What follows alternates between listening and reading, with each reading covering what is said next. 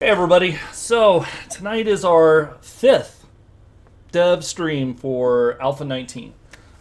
With me tonight, which I don't know why Discord's showing it that way. Anyway, with me tonight is Eric von Rothkirch and Brad Jacobs. They are level designers. We're going to be showing off some POIs and a bunch of other stuff. Before we kind of work towards that, I want to give a synopsis of the rest of the streams we're doing. So tomorrow, it's going to be Rick, Joel, and I are going to do a playthrough stream. That should be the same time as always. Wednesday, Sean and the other programmers will be here with me. I can't remember everybody who's actually going to be here, so I'm not going to say everybody's names. But we'll be talking about things like the AI, random gen, stuff like that. Thursday, we're going to do another playthrough, but it's going to be with the test team. And we're going to do a little bit of introductions to our testers, kind of let them tell you a little bit about themselves.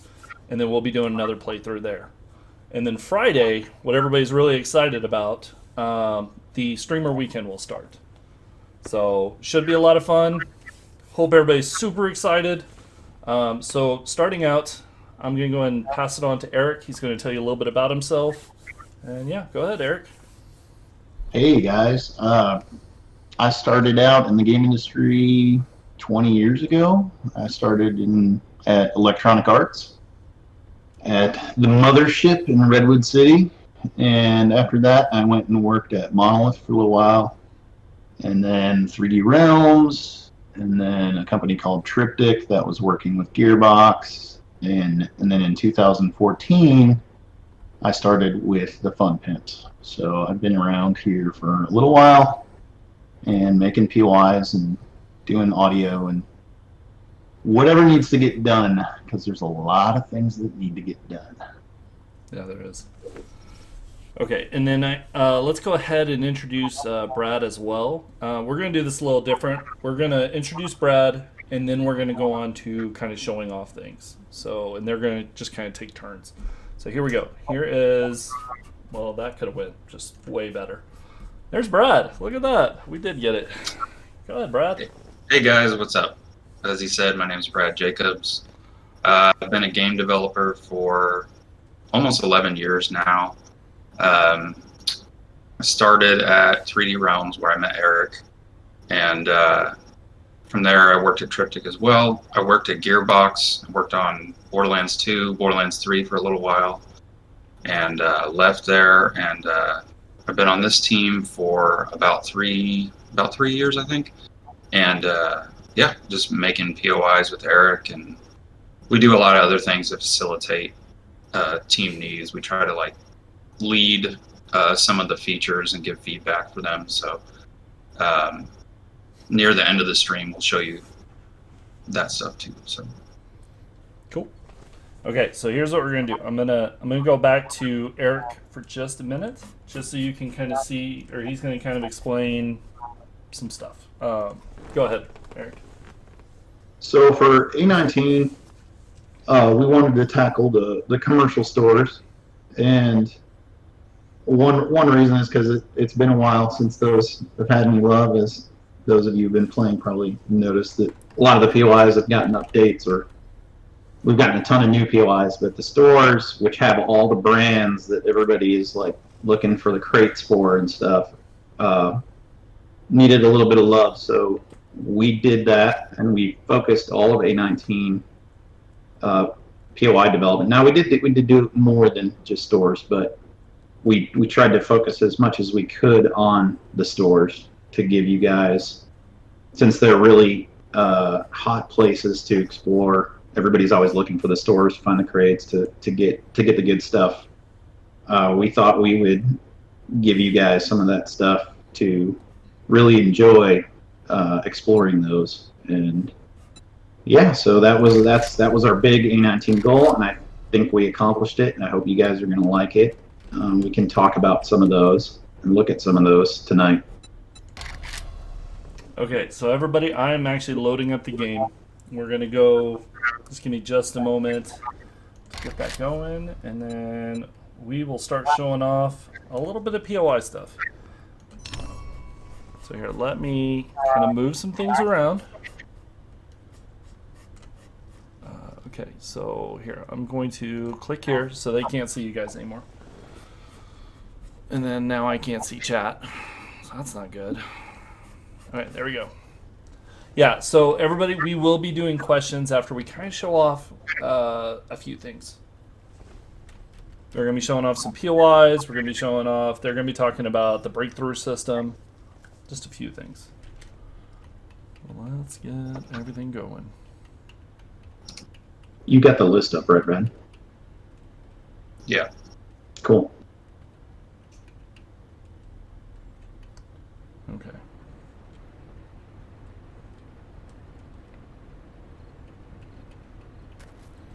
Okay, so guys, if you want, now that I am, well, somewhat in, there we go. Now that I am in, go ahead and give me those first coordinates. Actually, here, let me make sure What do you want to start with, Eric? you guys choose.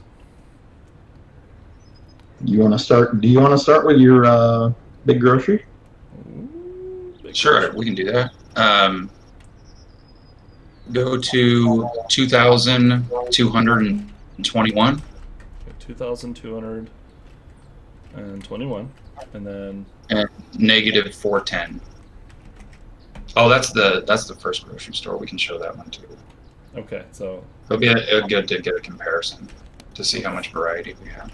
and then here I'm gonna grab a pistol, just because stuff's gonna be coming out. Okay, so here is. Well, hey, go ahead and explain, guys. So this is our Shamway. This is one of them. This is the smaller of the two.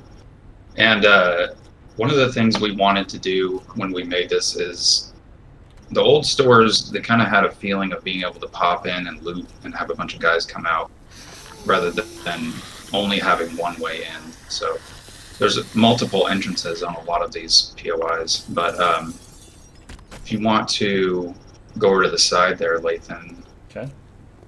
kind of see they're already trying to bust out there. You can jump in through that window back there in the entrance, or you can come in through the back here. All right, let's go. Look I at the guess two in fastest ways.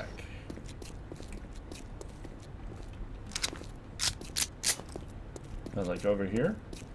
Yeah. Oh. And just Into let me the know door when there. you like how far you want me to go in here. Okay, if you just want to go into the main store area, we can go from there. So just head through that door there. And then kind of see it through it. But, oh yeah, watch out. Those are new crawler zombies. So there's a ladder behind you there. If you want to jump up there.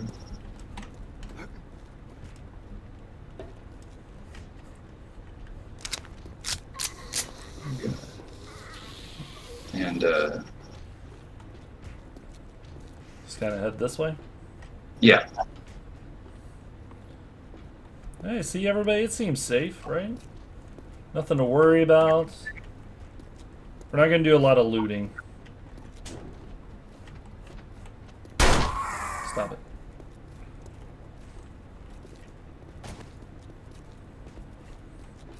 Now, everybody, we are not going to show, like, a lot of these POIs, we're not going to show you the whole thing.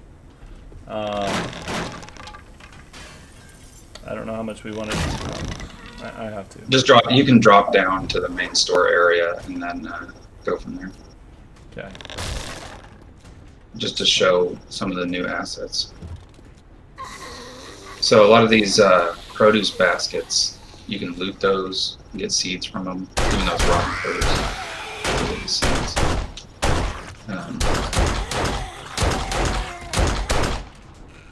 Okay. Sorry, they were. So if you want to, you can go over to the second store, since people probably have a pretty good idea of the size of this one. We can Okay. show them how much larger the second one is. Okay, so everybody, here's Just what we're a going to do. quick tease here.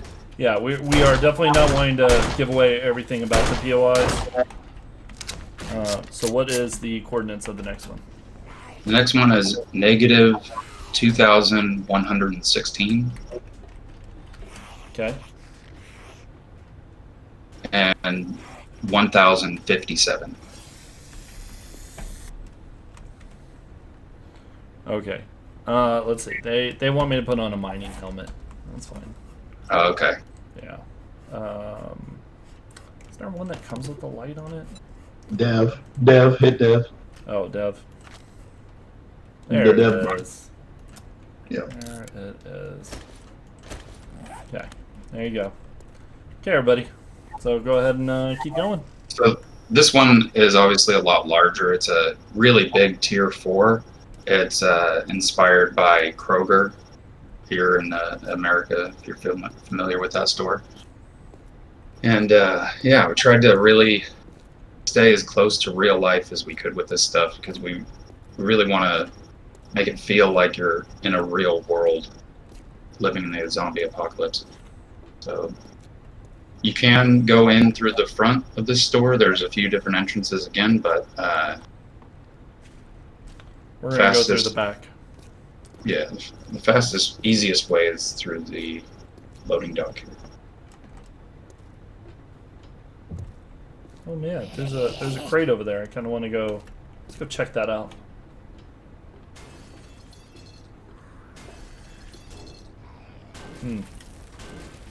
Okay, Brad. I don't know what's going on with that, but it didn't do it again. Well, so it's random. Something was supposed to, yeah. So something. Sometimes the guys will jump out of there, and sometimes they won't. You never know. Yeah. Okay. So yeah, we're gonna go this way. Everybody ready for the oohs and ahs? Oh, yeah, There's a little guy that jumped out of the metal plate there, not the crate. There's like a little metal plate inside of the trash compactor there. But here you can see where the ceiling caved in on the store. Created this giant sinkhole. Look at that, everybody. Oh shit. Okay.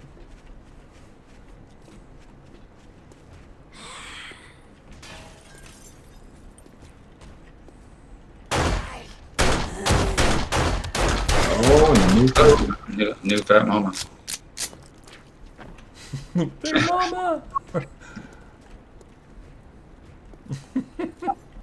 Everybody's so excited. Okay.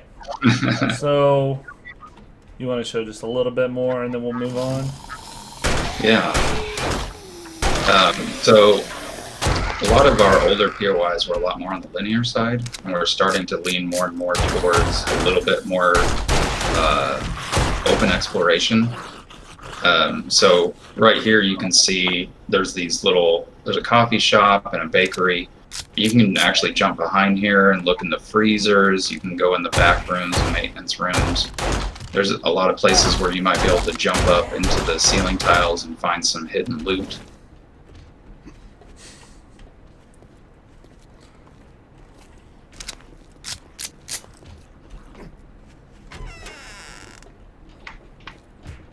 Okay. That leads to that. And we'll kind of glance over like this, and then... Yeah, I mean, it keeps going that way. I think, isn't this where you guys wanted to stop and move on? Yeah, we could probably move on to another one now. Okay, everybody disregard what he did. Just... Okay, well, how about this? I'm cheating. Okay, so where to now?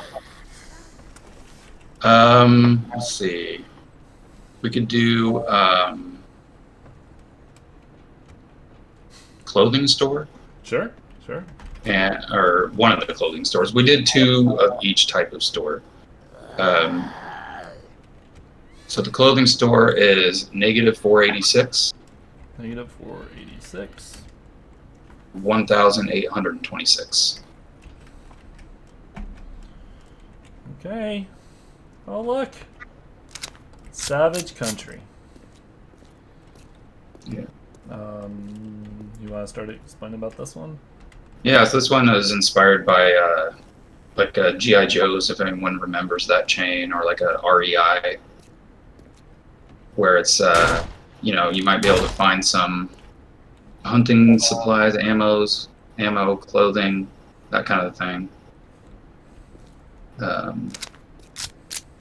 In these, so this is one of our new brands. We have 2 new brands. We have Savage Country and Mo Power Electronics. Ooh, watch out.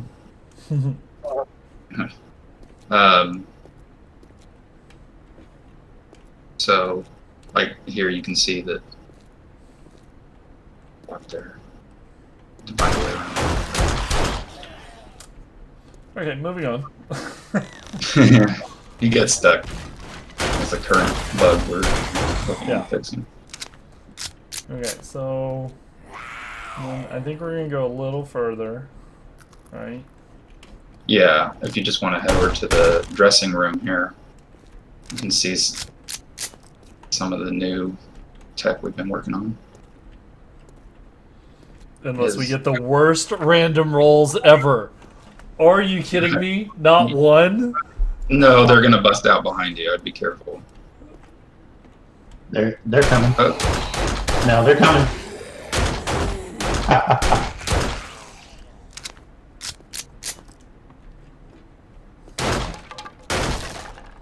Well, they should have been. Yeah, okay. there's one. So there might be Oh, something wait a minute. going Hold on, guys. Hold on. That's my bad. Whenever we left the last POI, I turned off AI. Oh, That's okay. why. Okay, sorry everybody. Sorry. Whenever I was going to teleport, I turned off the AI so you didn't see the cold. Don't worry, we're showing it in a different place. So, man, I really messed up that presentation there. I am sorry, guys. That's okay. It'll be scarier when you get to play it for real. Yeah. So. I said die. Okay. Okay, good. So where do you want to go next? Another one. You want to switch over to Eric for a little bit? Sure. Eric, what do you want me to show? We can show like the other clothing store if you want. Do you want to start there since we're already on those? Sure. Tell me some coordinates. It is negative 1,530. Oh, I need to say TP. Okay. And 960.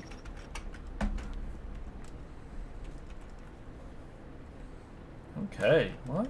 Okay, everybody. Let's go ahead, Eric. So yeah, this one we were taking inspiration from a lot of different real world stores. Like this one is probably close to the Sierra brand. Like we were looking at different brands of stores and like what was similar to kind of like what we're doing. We took inspiration from a whole bunch of different real life places. Like Brad was saying, we discovered that it was kind of difficult with a big open store layout to get a more linear path, and it just didn't seem to fit as well anyway. So we decided to open the concept up, and since the original stores were like that anyway, the original stores were kind of like go in, fight the zombies, and get all the loot, and it was kind of like a smash and grab gameplay anyway, which was kind of true to the originals. That we thought we would do that, lean more that way with these anyway, since you know literally the only way to make a really strict path would have been to create a maze through the entire thing, and that would have been kind of whoa, we got a bug there. That would have been kind of boring and frustrating. So we just let the natural openness of the store format kind of carry the experience. So hopefully people will appreciate that.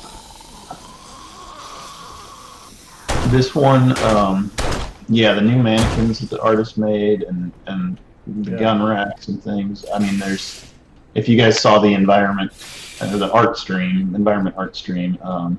they talked and showed some of that stuff, but this is where it really, I mean, we're firing on all cylinders here as a team because we're getting some really great stuff going here. I'm really happy and proud of all of us that worked on this stuff. Yeah. Definitely.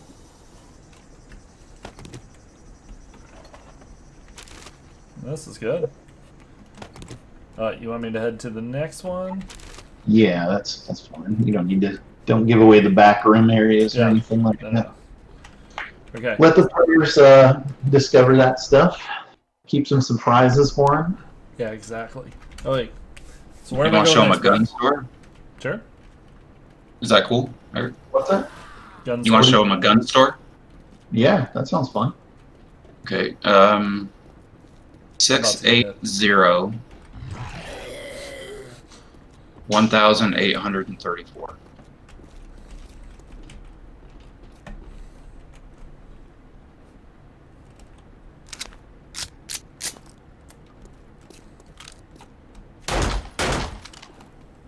Sorry, you put bullseyes there. I couldn't help it. I just saw it and I was like, I have to do it.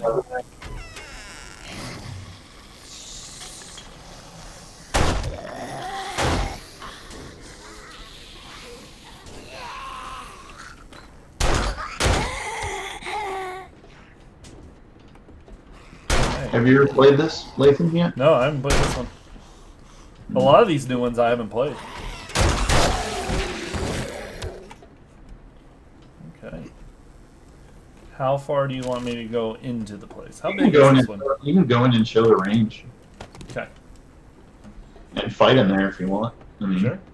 that's not really giving away secrets or anything like that. This does. Okay, there you go.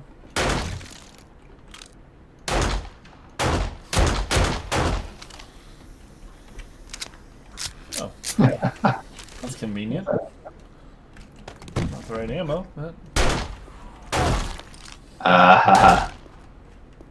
Somebody recognizes my inspiration.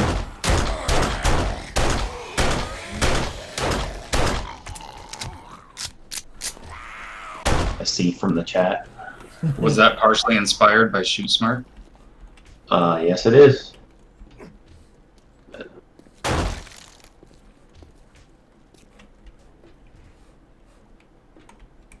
Anything back here? Oh, I don't have to give away stuff like that. I didn't make that jump. Do you want me to go further or? No, you don't need to go too much further. Okay. So what would you like me to go to next? Since we're on gun stores, you want to go to the gun store I did? Sure. Is that cool? 349 negative 1153. And then we can go back to some of Eric's stuff. Okay. We didn't. I don't know, Brad, if you want to talk about. We switched off on some of them, but not others. But we discovered that it was kind of cool when we each took it, did our own spin on the same category. So it was like splitting the categories up, kind of. Is the interest Head over to the west side of the POI. Okay.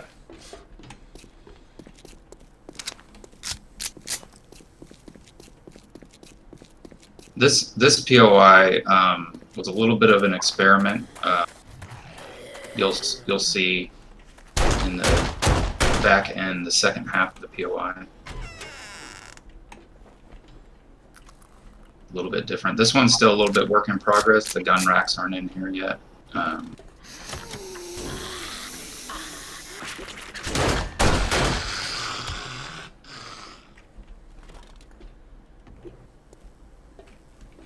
So if you want to head out the back there, the back of the store there. Yep. You'll see that there's a Oh, there we are. close combat range.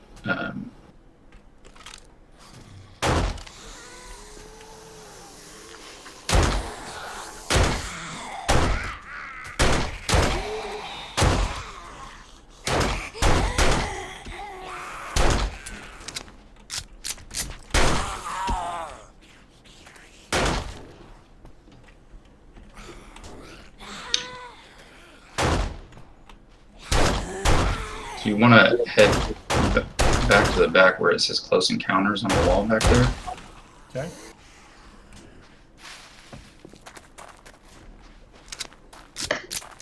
And then go ahead and jump over that gate there.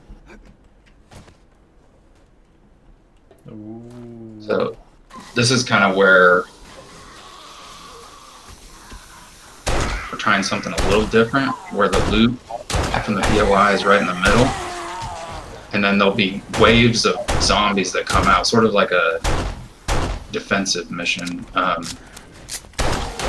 And then when the zombies come out is just when they bust out of the rooms that they spawn in. That's fine. I got time. So make sure you take advantage of the explosive barrels, because once they start flooding, there's a lot of them.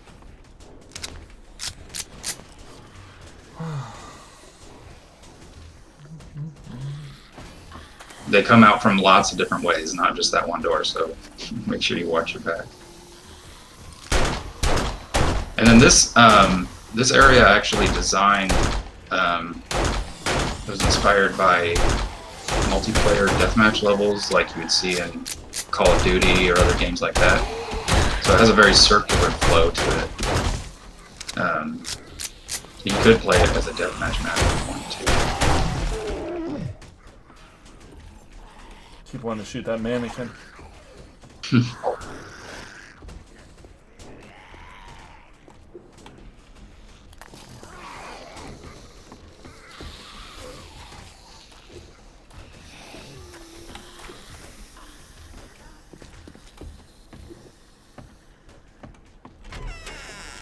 Hey, what's up, guys?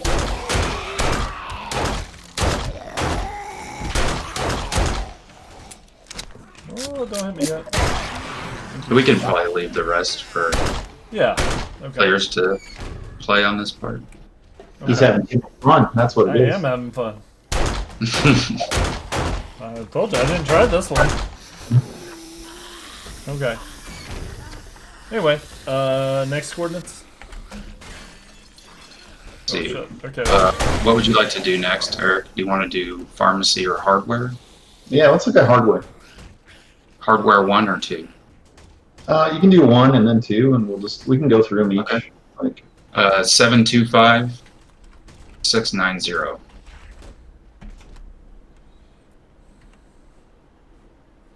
Oh, look at that, everybody. I think I've been to this one. I think I've definitely done this one. Yeah, it's so peaceful. So calm. And if you've serene. seen American hardware store brands, you might recognize some of the themes a little bit. Yeah.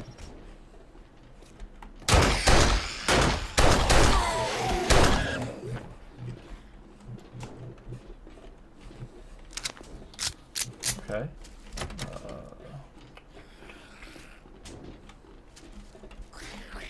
I think Lathan was showing us up earlier, but these shelves, you can search them for supplies and stuff too. Oh yeah, let's take a moment. Yeah. Sometimes they'll have stuff, sometimes they won't. Hammer. Okay. Well, Yes, there were multiple inspirations. Not just the biggest American hardware store. That was one of the interesting challenges was, in some cases we might have leaned a little bit more towards a specific brand of store as inspiration, but oh, perfect. we also tried to blend the inspiration from multiple types of real world places. And there were also interesting challenges. Like in this POI, this is one of the first ones I did for A19. And what was actually like the most challenging part was you want it to feel like a real place, but at the same time, real places are also incredibly boring. So we had to make some hard choices about where to break from reality and allow it to be gamey, so it could be fun. And where we made those choices was kind of interesting. Like this back lot being kind of an arena was one of those choices. It's like it probably in real life wouldn't have been like a fenced in so much like an arena, but an arena is fun to play in. So, you know, if it had just been like an open, boring, plain back of the building, there wouldn't be much to do back here, and it would also be difficult to explain why are all these zombies trapped back here. So we made some creative choices in places that, you know, we broke from reality where we thought it helped gameplay and made it more fun. The rooftops is another place where we did that on some of these. Do you want me to head to the roof? Yeah. Yeah, you want to go to the next one? Yeah, the next one is... You can climb up. It's fun. And then hit the button. It is 1,913 Okay. and negative 1,726.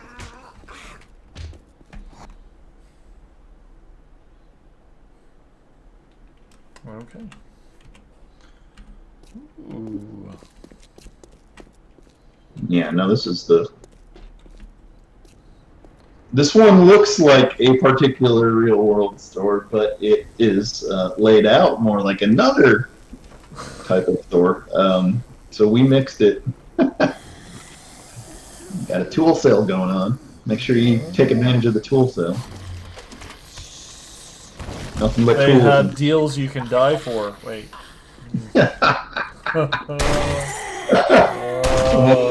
Home Depot, yeah, pretty much. Like we tried to pull from every real life thing we could to blend, you know. And then we had to also decide not to do something that the real places do because it's boring, which is it was tricky. It's tricky to make it fun, but also realistic. That's a hard balance. 7 deals to die for.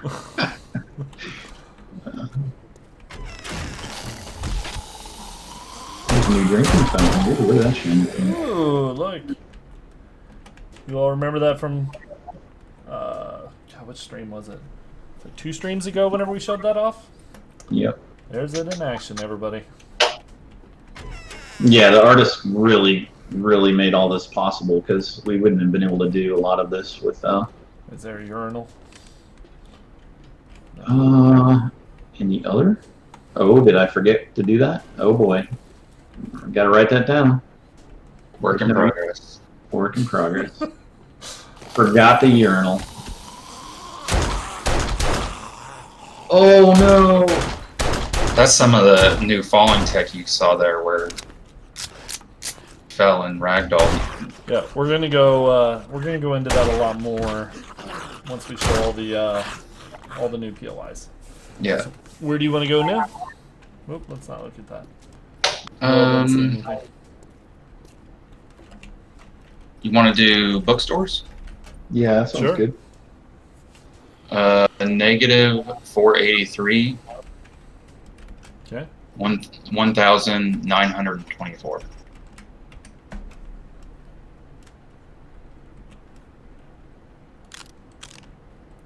Oh, look, everybody.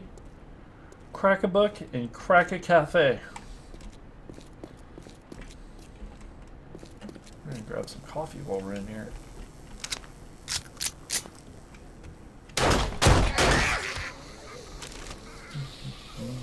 Oh man, really? Oh, no. Okay. Ooh. Stop it. Stop it.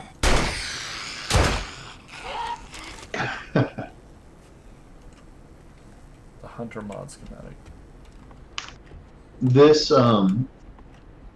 process of these commercial stores was also one of the first times that we did a lot of, but Brad did most of it, where we did a lot of proxy meshes where we would build out a mesh that was kind of an ugly, rough version of what we needed, and then placed it in the world, and then the artist kind of came in and made it look pretty. So Brad had made the new bookshelves, and then the artist took that mesh and made it all fancy. So, and that was a good process. Alright, I can't pass up books. Stop it.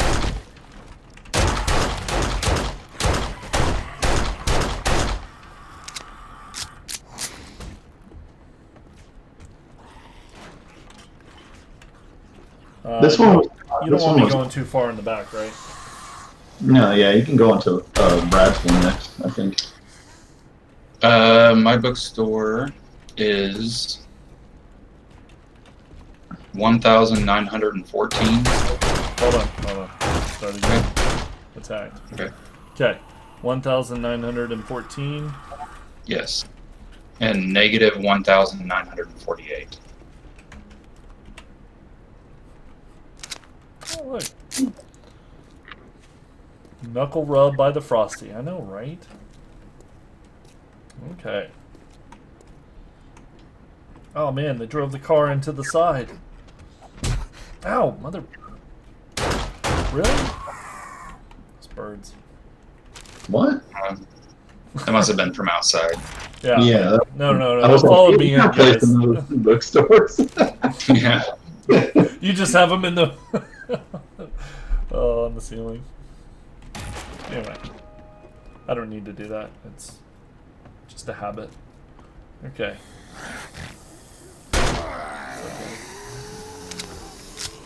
Ooh.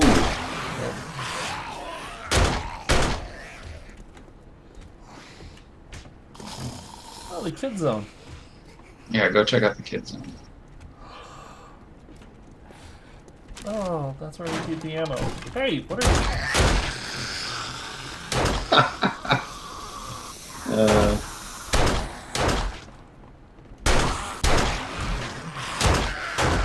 Oh boy. You're in trouble now. Yeah. You went to the kid zone. You're in trouble now. Yeah. That's where all the zombies hang out.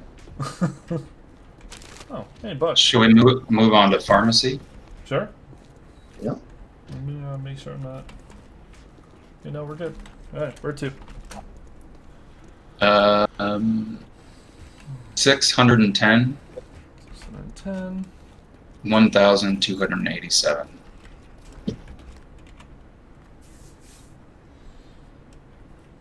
Okay. Oh, popping pills.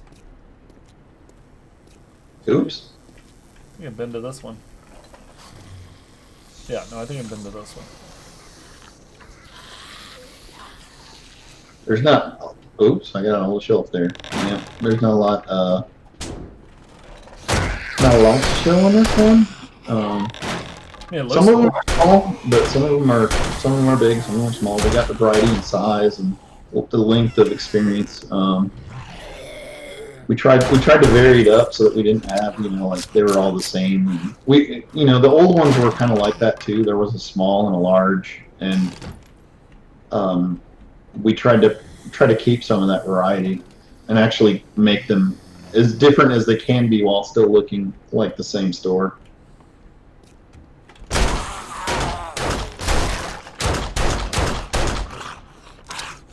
That was another challenge, actually. It was like, how do I make this different but also seem like the same chain?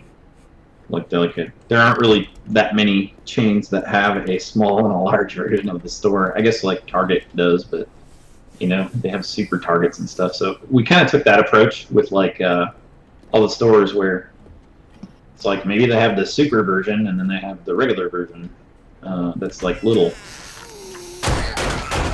But then finding ways to make those actually be different was kind of tricky sometimes. So these were actually pretty difficult POIs to work on, I found, just because of the number of constraints and challenges in there of kind of living up to the old hero stores of smash and grab all the loot, and keeping the more open concept than the realism, but then where realism is boring, trying to break from it, and then having each of them be different but also be the same. It's like there's all these competing objectives we had to kind of like struggle through to figure out how to do it the way that looked and felt and played the best. So these were kind of tough, but hopefully you guys really like them. Okay, so next building. 314. Okay. Negative 650. Yeah, we can do the electronics next time. That's the only one left, right? Yeah, electronics, and then you can check out Red Mesa. Even Lathan avoids drop bags. I normally do not.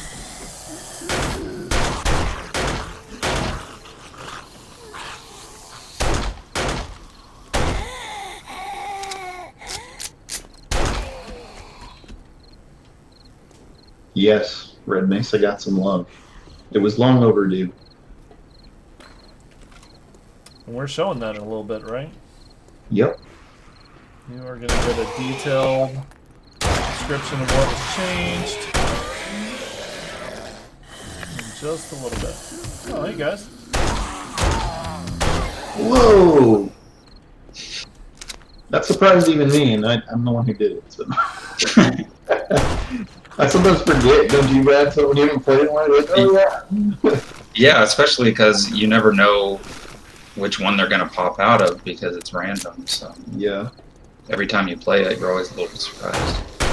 Follow the open doors if you're ever confused. Okay, so I don't want to go in the back. So where do we go next? Here, We can do electronic stores 1 and 2. Right. You start with one, Yeah, we can just the smaller of the two. 1,510 Okay. and 705. CVS would have 6 feet receipts on the floor. Oh, that's awesome. We should have had the artist do that. I didn't even think of that. Yeah, man. Like, just these long receipts as like trash on the ground. That's funny. So there it is, everybody. Mo power. See, we got a What's little in lightning bolt.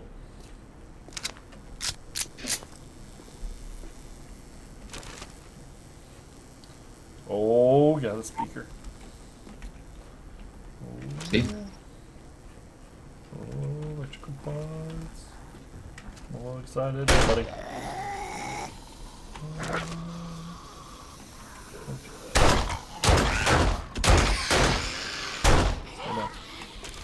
I'm shopping.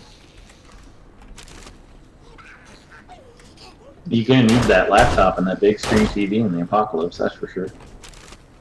That's what I've wanted for my base all along.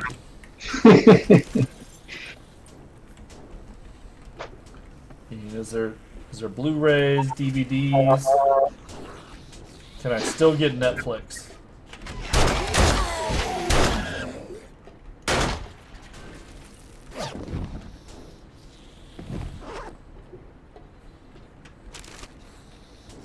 Man purse.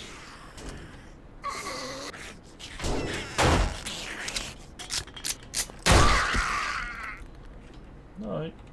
Well, And go to the other one. yeah, let's go to the other Yeah. The other one is at 1,507. Look at all this content you guys got. one. Oh, right? And negative 1,842. It's funny because we were working on them for so long, and now that I see them all shown back to back, I'm like, gosh, we did a lot of stuff. And it's like hard to even wrap my head around when you're talking about like months and months of.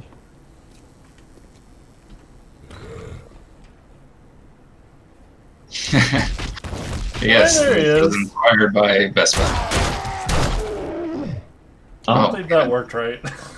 Rolling around. I see what we were trying for.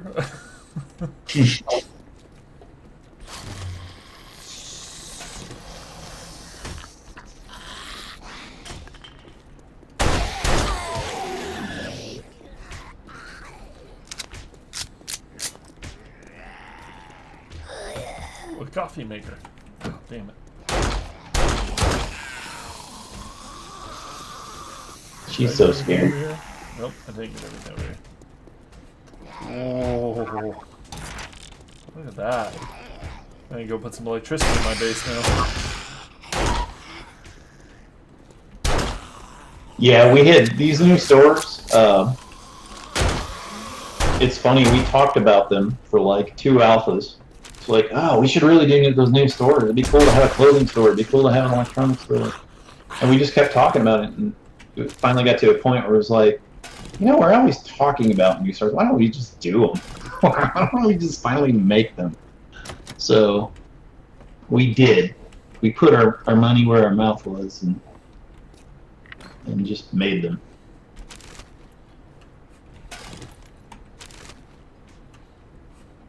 This one you can probably show a little bit of the back if you want, just to show the new breakout behavior.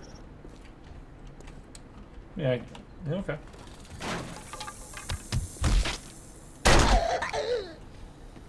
Ooh.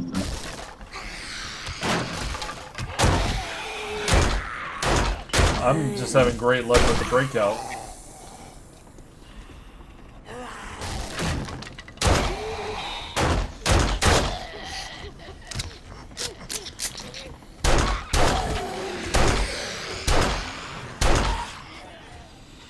Okay, so let's see. Do we want to move on from stores? Sure. We got them all. Yeah, Yeah, I think we got them all, yeah. You want to go to Red Mesa? Is it time for Red Mesa? Okay. It is negative 580. Okay. Negative 1,837. Here we are, everybody. Oh, hey. Red Mesa. That's like So you guys might recognize this or be familiar with it. I built it, I don't remember when it was exactly, 2015 maybe. And it was just, actually I think when I built it we didn't even have texture painting yet. So there wasn't a lot that I could do. We also didn't have sleepers. So there wasn't a lot that I could do with it, but I had always wanted to make it into a questable location, you know, that was full of zombies, and you'd have to go in there to get the good stuff. And but we got busy in other alphas with other goals, like, you know, whatever it was, 60 new houses in A17, and A18 we ended up doing like Old West, and it just kept falling through the cracks to update this one. So at the beginning of A19, I was like, you know, I'm tired of not being able to do this. I really got to make some time to finally update this thing with all the good new stuff. So I took a little bit of extra time, and I made it into a fully questable POI with new art and assets. And go through the door, Lathan. Okay. Sorry. No, that's fine. Oh, you know this POI, I'm sure, right? A little bit, yeah. I don't know what all you've changed. What's that? I said I don't know what all you've changed. I haven't been in it since you've There's a lot the same and a lot different. Oh yeah, vending machine. Some of the core, you know, recognizable larger spaces are the same spaces. Okay. Oh. A lot of those spaces have been updated and reworked a little bit, and then some of the connections and hallways and things around the central spaces have been changed quite a bit. Because again, we didn't have, when I first built it, we didn't have sleepers or the quests. Yeah. So, you know, I felt like it needed a different like flow through it, where the way you move through it needed to be a little bit different, because we didn't have all those things back when it was first built. So I tried to make it kind of shine with what we have now, and kind of rebuilt parts of it in a way that fits what we have now. versus what we had in 2015. So it is a little bit different. Some of these spaces you may not even recognize because they're brand new. Like I think this is a new space that this was all just like generic offices before. Like, and I tried to logically repiece the entire space where it was like, okay, they would come in through the, you know, the loading area into this bunker, and then there would be kind of like a staging area for supplies and goods. And that's one thing we've done as we've updated POIs is we've tried to bring a little bit more logic to the reality of it, where it's like, what would they do, and what would be the next room in this space, and how would they use that room? What would that space be used for? We're getting a lot closer to like, you know, the level design in more traditional games, which is both challenging and rewarding. This space, people probably recognize that that's the rocket room through there, and but the room that surrounds it is a little bit different now.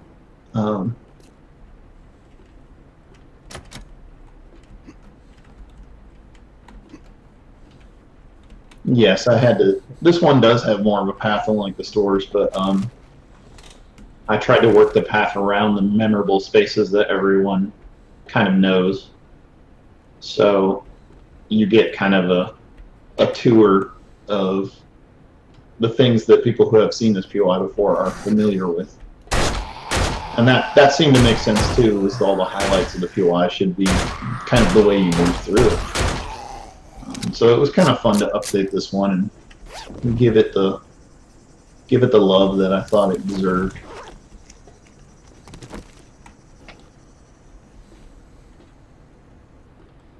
I also just wanted an excuse to work on something that was a little bit like, I don't know, a game like Half-Life, or an environment from a game like one of those games. And this is definitely in that vein. So, and always was in that vein, but we can now do it better than we could ever do it before. So it felt like a good time to update it. Ooh. And I got a little bit of support from Art, although this one was certainly not as intensive as I really got like that concrete texture, and then the new bunk beds were pretty much all I needed to update this one. Did I miss where I was supposed to go down? Is it right here? Okay, yeah. Or was it? Or did I just cheat a part of your... No, that seems right. Yeah. You didn't cheat. You're supposed to figure it out, but you didn't cheat. I have actually some updates to this that I need to check in that make that transition a little bit easier. That transition is... I got tester feedback from the testers that, you know, said that a few things were a little bit confusing, and I've got some fixes for those incoming. So the final version, this is, again, like the others, this is a work in progress. There's a few bugs and improvements that I will be checking in pretty soon that will make it a little tiny bit different in a few places. But I didn't want to show a potentially broken work in progress. So you're seeing the first iteration of this, actually. The final iteration is actually better than this. You can keep going. I don't really. Yeah, that hasn't been replaced yet. And there's the new bunk beds I was talking about. Definitely needed an update to the beds to sell this, because they weren't stackable before.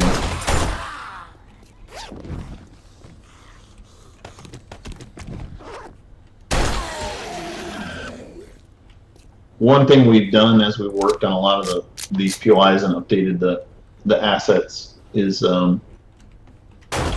we've worked closely with the artists to improve the modularity, which by that I mean like the beds before could not be stacked on each other, and now they can be stacked on each other. So kind of improving some of the designs there to where, you know, everything kind of fits together a little bit better.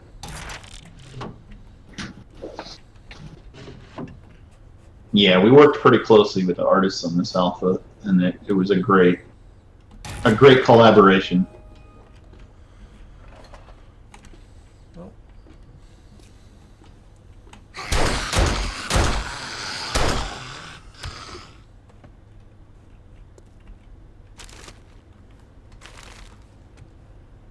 So those of you who have, are familiar with Red Mesa POI probably have, if you've made your base there, 100 times or something, you probably are seeing where it's different. I tried to add in like the laundry room that he just came out of. I tried to add in sort of reality-based locations within the POI that weren't there before. I mean, we couldn't even, it was hard to do. We could have done a laundry room in 2015, but I didn't think of it because we weren't really designing that detailed back then. Yeah.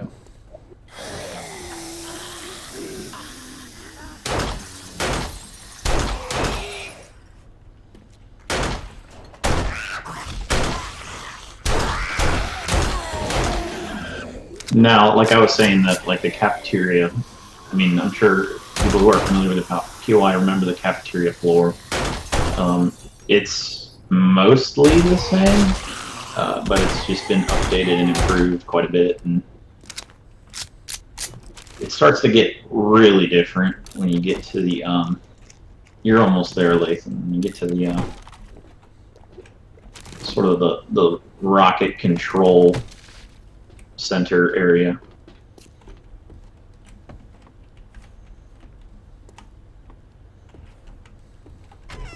You're almost there.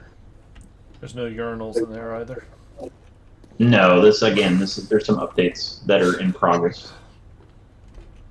This was that's actually where. What's that, Brad?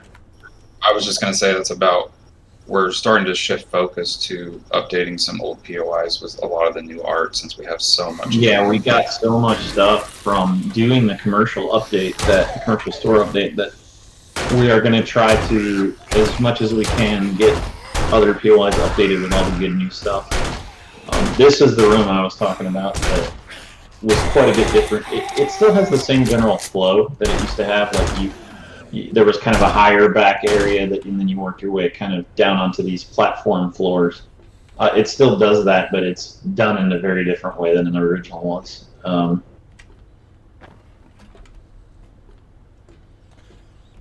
Okay.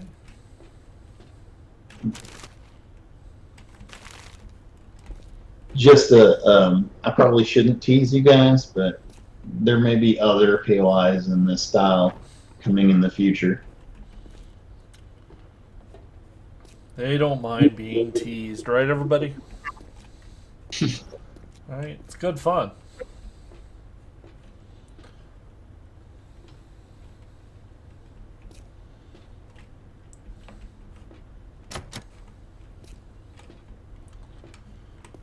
You will see where that was. Look through that window. Go back. Oh. Sorry, the lag. You're probably like way further ahead. No, it's fine. Is that where you're talking about? Well, that's where you came in, where the motor pool kind of is. Go back to the other window. Okay, wait. Back over here? Wait a second, you'll see it. Okay, now.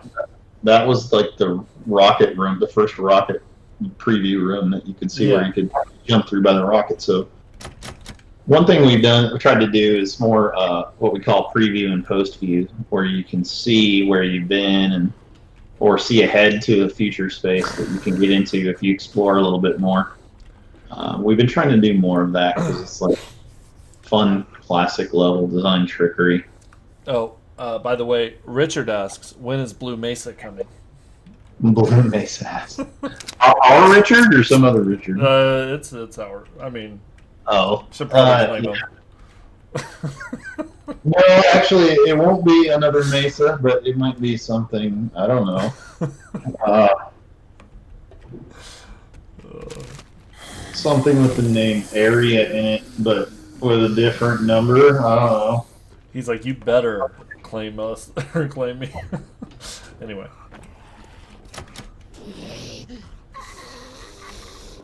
Well, I just wanted to make sure which Richard it was, so I wasn't saying. Yeah. I don't know who this Richard guy is.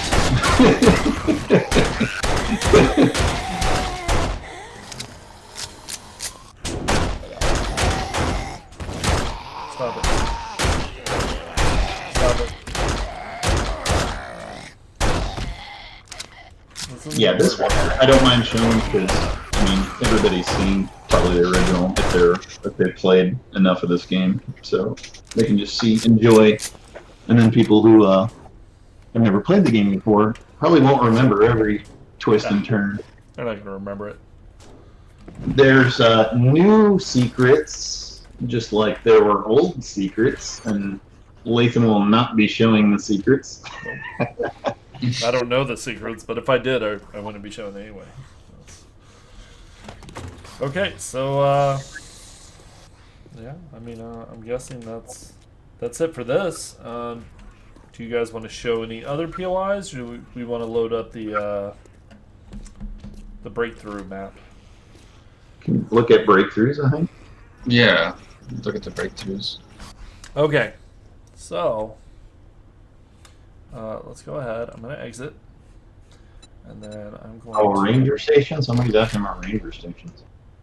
We could show ranger stations. We're going into level prefab editor. Let's do Yeah. the test map first, Yeah. and then we can show some ranger I was stations. about to say, man, you waited till I was out. I'm sure that person's like, I've been saying it for 5 minutes. You just didn't look up. Yeah. Chat's moving kind of fast, so. Oh, hey, that's convenient. This was the last map we loaded up. So I'm gonna play test it.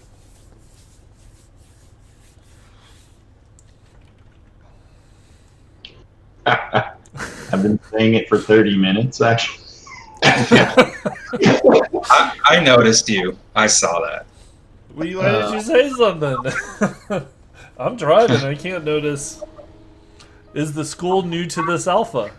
Well, that's Yes, a great it is. question, Richard. That was a great question. Yes, it is. It is new. Oh, nope. CM. Anyway, try to do that really fast. I'm going to give myself another pistol. Rick's So going to this have 100 new POIs. This is just a test map. So this is to show off some of the tech we've been working on. We've been working on fall behavior tech that you've seen probably a little bit from us playing these POIs. But here you'll get to see a lot of the different variations. They're a lot more random. There's a lot of different ways they can animate and fall and ragdoll. So you'll see that here. Okay, so you ready for me to start showing? Yeah, go ahead.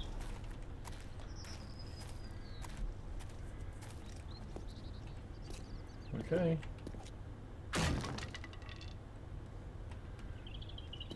Oh, well, that wasn't. They don't all do it. Yeah, it is random. So It is random, yeah. So maybe we'll get lucky and see a few funny ones here. that was a little bit. Yeah, he fell down. You can see him sort of like stumble off the edge there. There she goes. Yeah. Oh, she almost fell. And then she stumbles.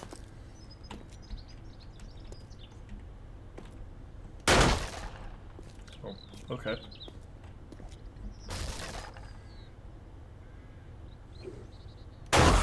Yeah, we had I think it was a high-level discussion about this last June. They can fall head first. That's the answer to the question there. Go ahead, Eric. Yeah, we had a higher-level discussion about this back last June, a whole year ago, and kind of thought we kind of sketched it out on paper that there could be 2 to 3 different varieties of ways that zombies could land or fall or kind of present themselves in the scene, so to speak. And so when, we weren't sure when, it was just one of those kind of like wish list ideas that we kind of put on a list, and then when it came time to, when A18 was done, and we started talking about 19 and what features 19 we thought 19 should have. This ended up kind of getting kicked up higher on the list. Of we thought it would make combat have a lot more variety to it, and just not be the same guys moving in the same movement or falling all on landing on their feet perfectly every single time. We thought it would add more dynamicness to the interactions with zombies, so it went up higher on the list. And then Brad and one of our programmers, Jeremy, worked on this for I don't know how long was it, Brad? A few months back and forth. Yeah, and Brian K too. Yeah. One thing you're not seeing a lot of in this is that sometimes they'll bust out and leap right at you and try to grab you and hit you. Yeah, and just having bad RNG on that one. Sometimes they'll just sort of like leap out and face plant, or they'll tumble down the stairs. That is set a lot lower right now. There we go. Yeah. Yep. Yeah, like that. So that's not as likely to happen, because we found that when we had them doing that all the time, it made the game too easy. Well, as you saw, because as soon as that one came out and hit the ground, I was able to just shoot it in the back of the head. So. Yeah. Do we want to show some of these over here? Yeah, let's show some of the. So that stuff like over there, or just Let's these ones? show the group fall on the other side of the map there, on the east side of the map. Okay.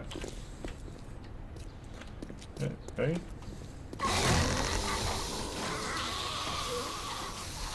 There you go. So you can see how there's different ones doing different things there, and that's random.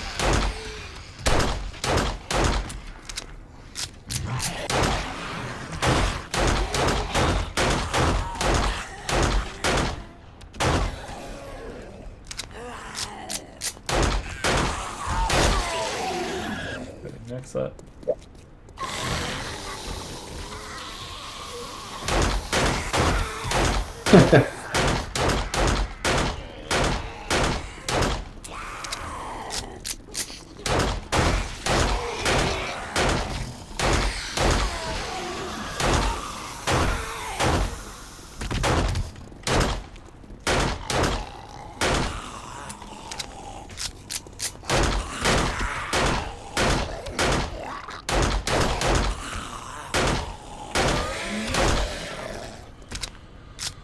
Okay, is there one last? Yep, there's one more.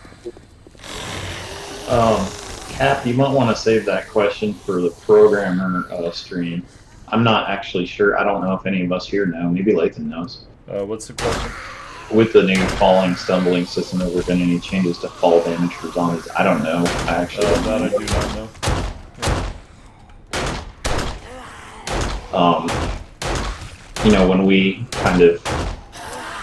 When the design department kind of like took on this larger sort of feature, it was mostly Brad and Jeremy and Brian K, the animator, working on smoothing all the kinks out and making it really good. Yeah, that definitely sounds like a good question for Wednesday. Yeah, we didn't get into under the hood like numbers of like damage or things like that. It was mostly just balancing out falling behavior only. So that would actually be a better question for someone like Sean.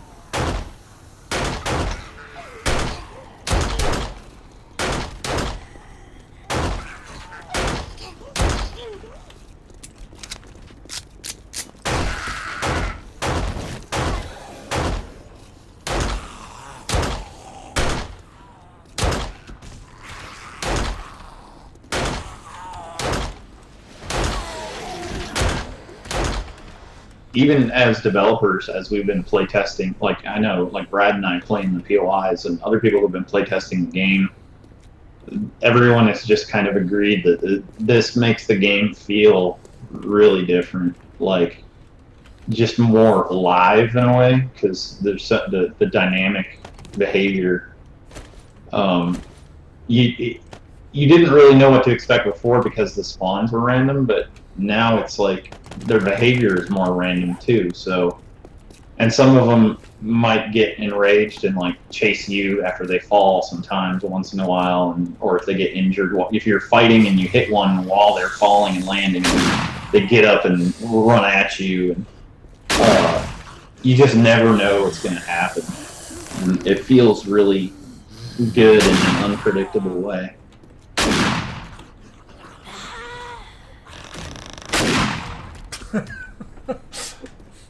Sorry, that's not really showing off the falling. If I pin them on the wall with the shoddy as they fall down, but it just makes me feel good.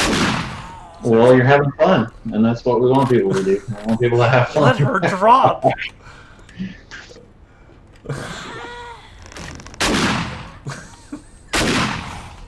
Sorry, okay. I'll be serious this time. Now that it's a 2-foot drop. Yeah, now that's a 2-foot drop where not much will happen.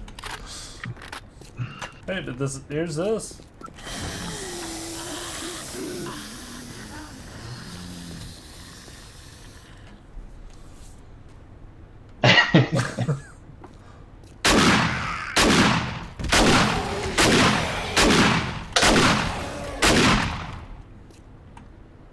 It doesn't even matter if you miss.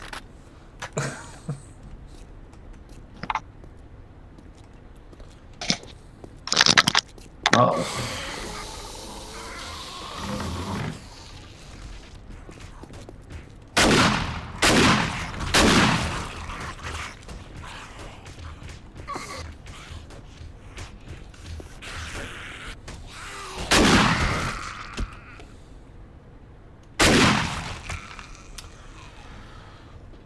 Yeah, random gen questions are for Wednesday. So, I mean, I guess at this point, You can, I can keep killing them, but would you like me to go back to the ranger stations, or? yeah, you can do that and take questions, I think.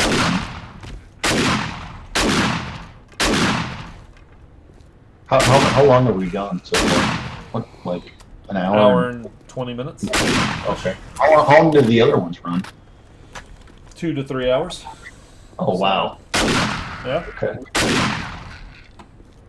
Were we aiming for that long again? Or? I mean, as long as they have questions. I mean, I don't want to do like a 6-hour stream, but if we can go all the way to 3 hours, they're excited and you guys are awake for it. Let's show the other stuff and start answering questions and see where we land with it. Okay, so here, I'm going to exit this. Do you want me to just show it in the editor? Like, do a playtest? Yes, that's fine. I don't know where they all are. We didn't write the locations down for those, so... Okay, so then what are teleporting to them would be kind of difficult when we don't know where they all are. Yeah, it might be easier to look in the level prefab editor. So. Okay, that's fine. What is the name? Ranger? Oh, Ranger stick. Well, see, that's convenient. Which one do you want to show? I don't know. I didn't build them, so you can just go through the list. Okay. Alex and Rick worked on these ones. Okay. Well, here. Let me load up the playtest.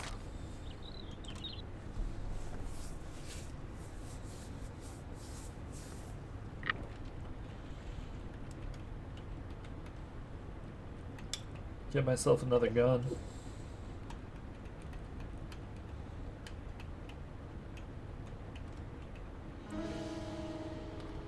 This is definitely a smaller one. Okay, so, oh man.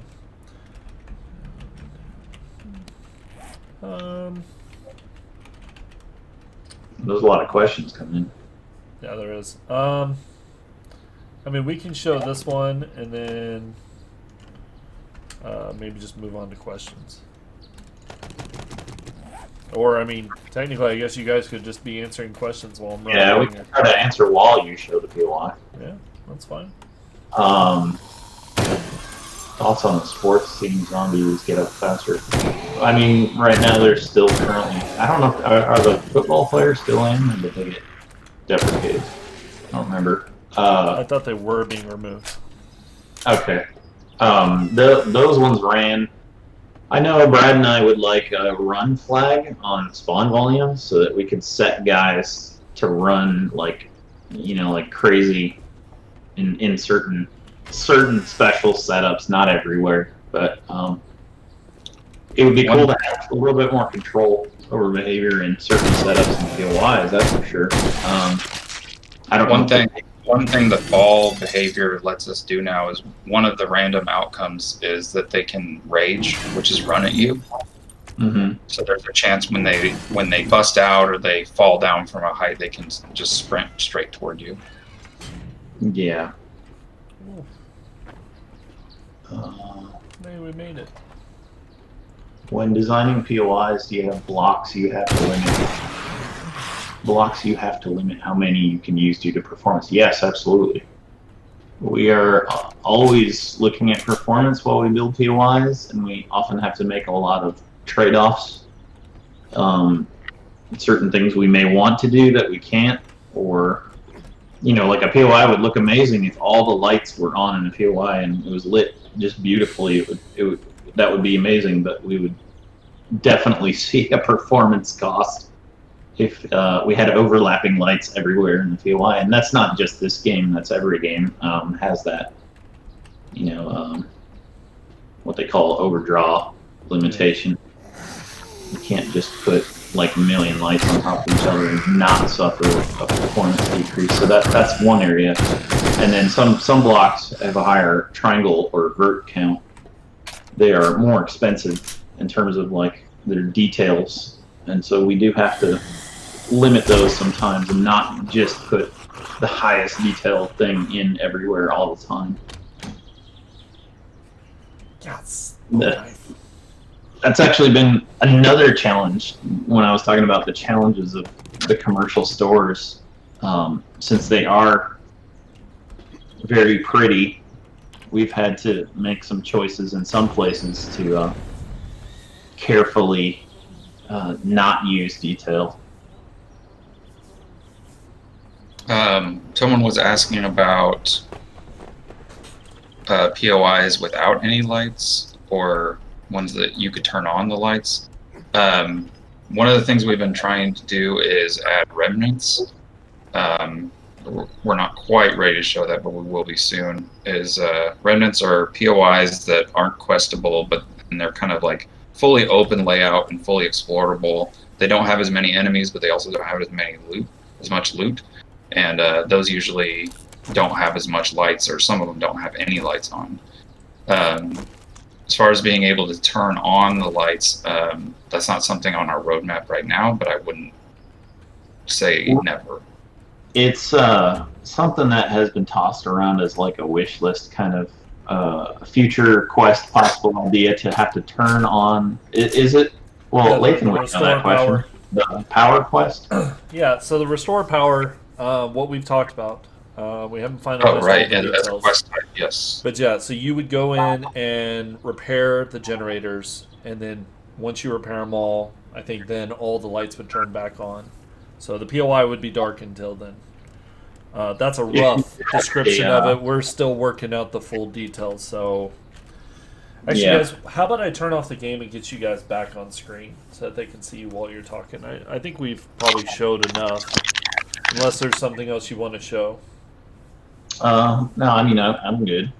They know the ranger stations. There's, 8 of them, I think? Yeah, I mean, there's a lot of them. We went through one of them. I mean, I wouldn't want to show them all. Actually, we didn't even go through everything, but we've shown a lot of stuff. Yeah.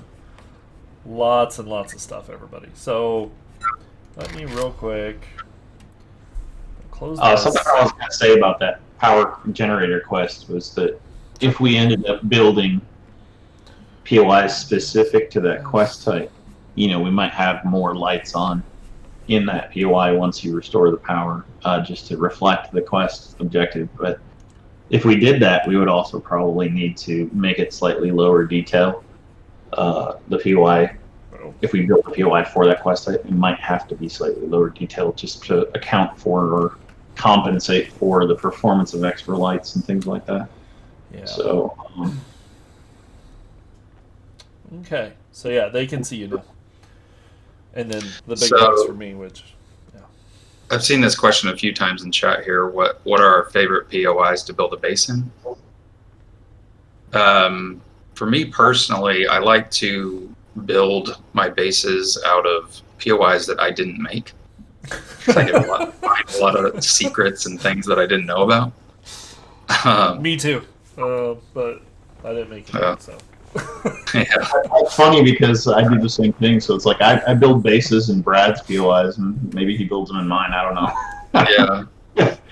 I think I built one in your mansard house, one of your mansard houses that I thought it had the roof tower, had like an awesome view of zombies coming in and stuff. So, but I actually like remnants. I really like remnants to build in because they're like, they don't have a lot of stuff in them that you would just have to, break apart or disassemble or harvest or whatever. I mean, which some people like to do that. But if I need a base quickly, I try to find a POI that I know. I have a little bit of an advantage as a developer. I know what POIs don't have a lot of stuff that need to be cleared out before I make my base in it. So I usually head towards those POIs. Cheater. Yeah. I also really liked building a base in the farmhouse. That's sort of in the middle of Navezgane in the forest biome. I ended up building like a 20-story concrete mega tower with a house on top. Last time I played.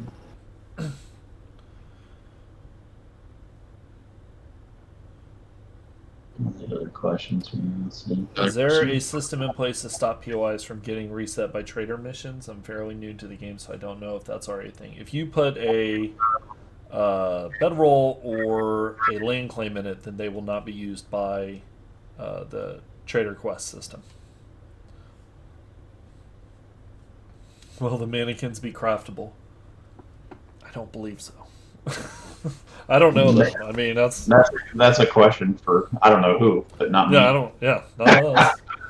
You could probably maybe ask Joel tomorrow night whenever he's here playing the game. I mean, yeah, we tend to influence the block and create like what you find in the creative menu. The blocks that we use for POIs tend to be they don't have a perfect one-to-one overlap with the blocks that players use all the time. yeah. There is some overlap, but we have different needs from POI design than what people building bases might necessarily have. So there's sometimes some confusion there because people are like, oh, so what blocks do you want to see for your base? And I'm like, well, I'm building POIs all the time, and that's a little bit of a different beast. Rick, they're going to think you're serious whenever you say mannequins are craftable if you buy the creepy lonely guy perk. People are going to be looking for that now, like, where is that perk that he was talking about? It's supposed to be in here somewhere. Richard said it. It has to be in there. It's the hidden perk, everybody. There's a question here that's probably good to answer about the falling behavior. It said, so with the drop changes that were put in, were POIs redesigned to include a lot more of the animations or more scattered out? We already had a lot of setups where zombies fall out of ceilings or bust out of closets or they come down from the top of the stairs. We try to build those into the POIs anyway. But the great thing about this new kind of dynamic fall behavior system is that it takes advantage of the way we were already building. So a lot of POIs already have zombies busting out of things, and you'll just see it more now with all the POIs. I think we have started putting in more special examples to showcase it, but it was already in the POIs. Any new Tier 5 POI for this alpha? Not in this one. We did a number of Tier 4s. Another one we didn't show is a new school. And not in this one, but we are definitely going to have some more in the future. I want to build one, Someone but they're keeps asking very about a wall. intensive. They're very labor intensive. It takes one person probably a month to build like a Shamway. When we do multiplayer design, which we have the capability of doing, I think it took Brad and I with a little bit of Rick's help, and I don't remember, was there anybody else in that? I don't remember who else was all in that. We spent about 2 weeks then with multiple people on to make Shotgun Messiah. So even with people multiplying together, it can take multiple weeks, and it's hard when you're on a production schedule of like, oh, we got to do all these commercial stores and get them all done, and make sure that they're as good as they can be and bug free and fun, and and then to take time out from that to make one POI, like one giant POI that a lot of players won't see because it's too hard to get into until later in the game or whatever. We have to weigh the cost of doing those things, but we will definitely make more. I definitely kind of miss working on big ones, and it'd be cool maybe to do a multiplayer session sometime in the near future with the other designers and get in there and make another one, because I know you guys would like to see that. I would like to see it. It's definitely on our list, so don't think we've forgotten about the big monster POIs. Yeah, we love them. Yeah, they're some of my favorite, both to play and work on. They take a lot of effort.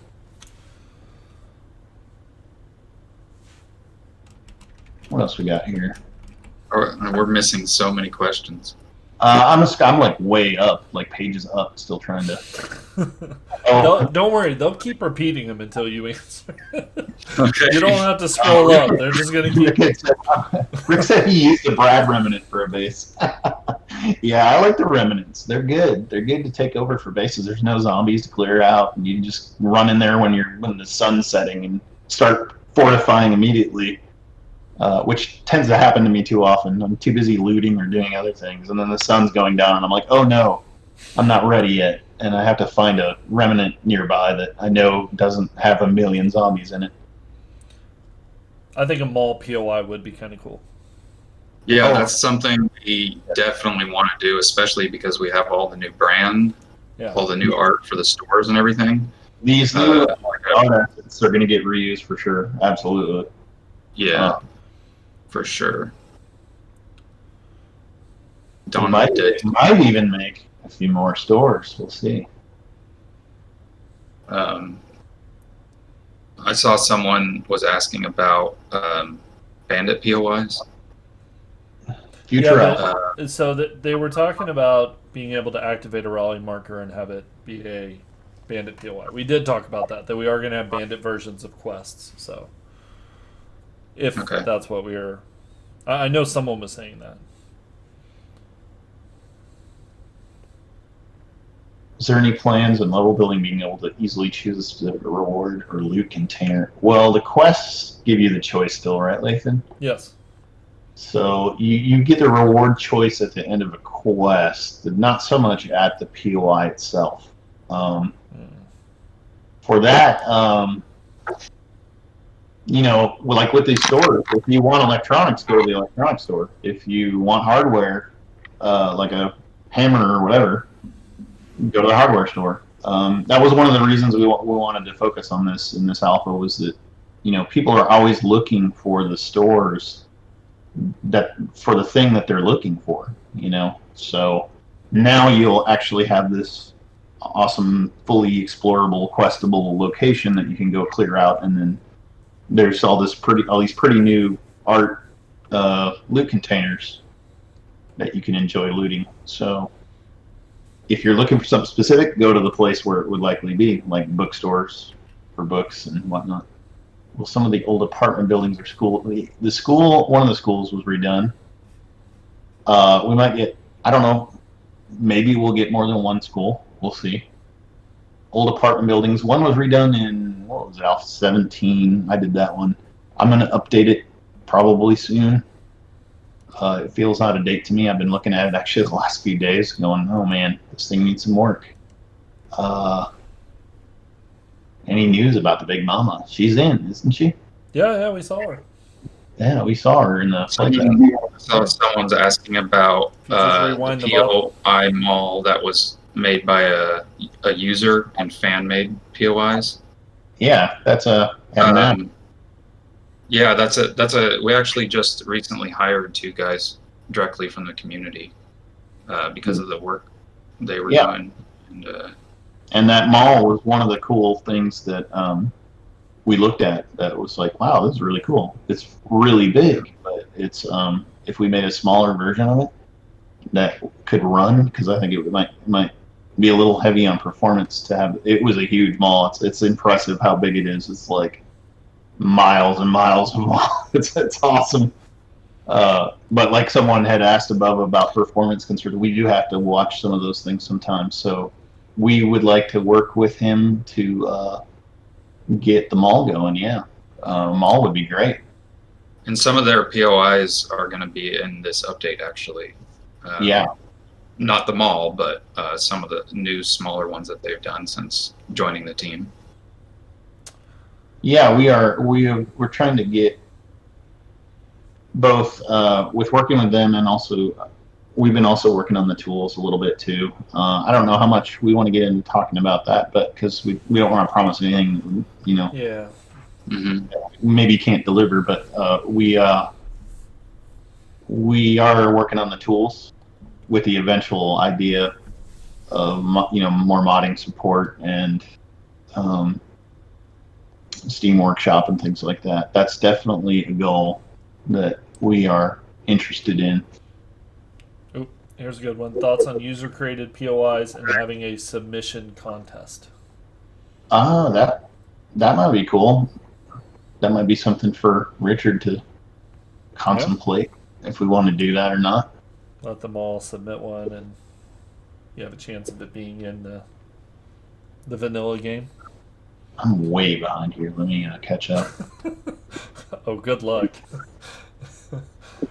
Yeah, I'm just now getting to the mall questions. I'm like, oh yeah, we were talking about that already.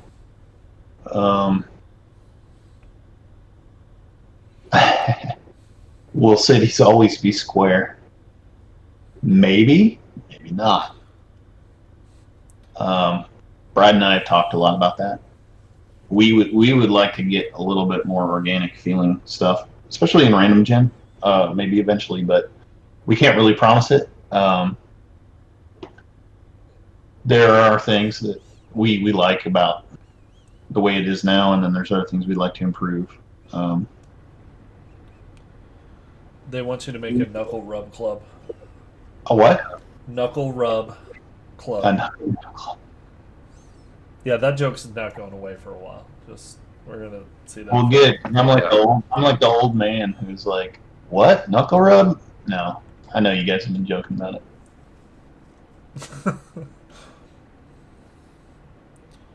Knuckle rubs massage parlor. Hotel Ostrich. Yes, it's on the list. That would make a good tier 4, or probably not big enough to be 5. But have the new store brands been revealed yet? Yeah, we just did reveal them, didn't we? Yeah, we did.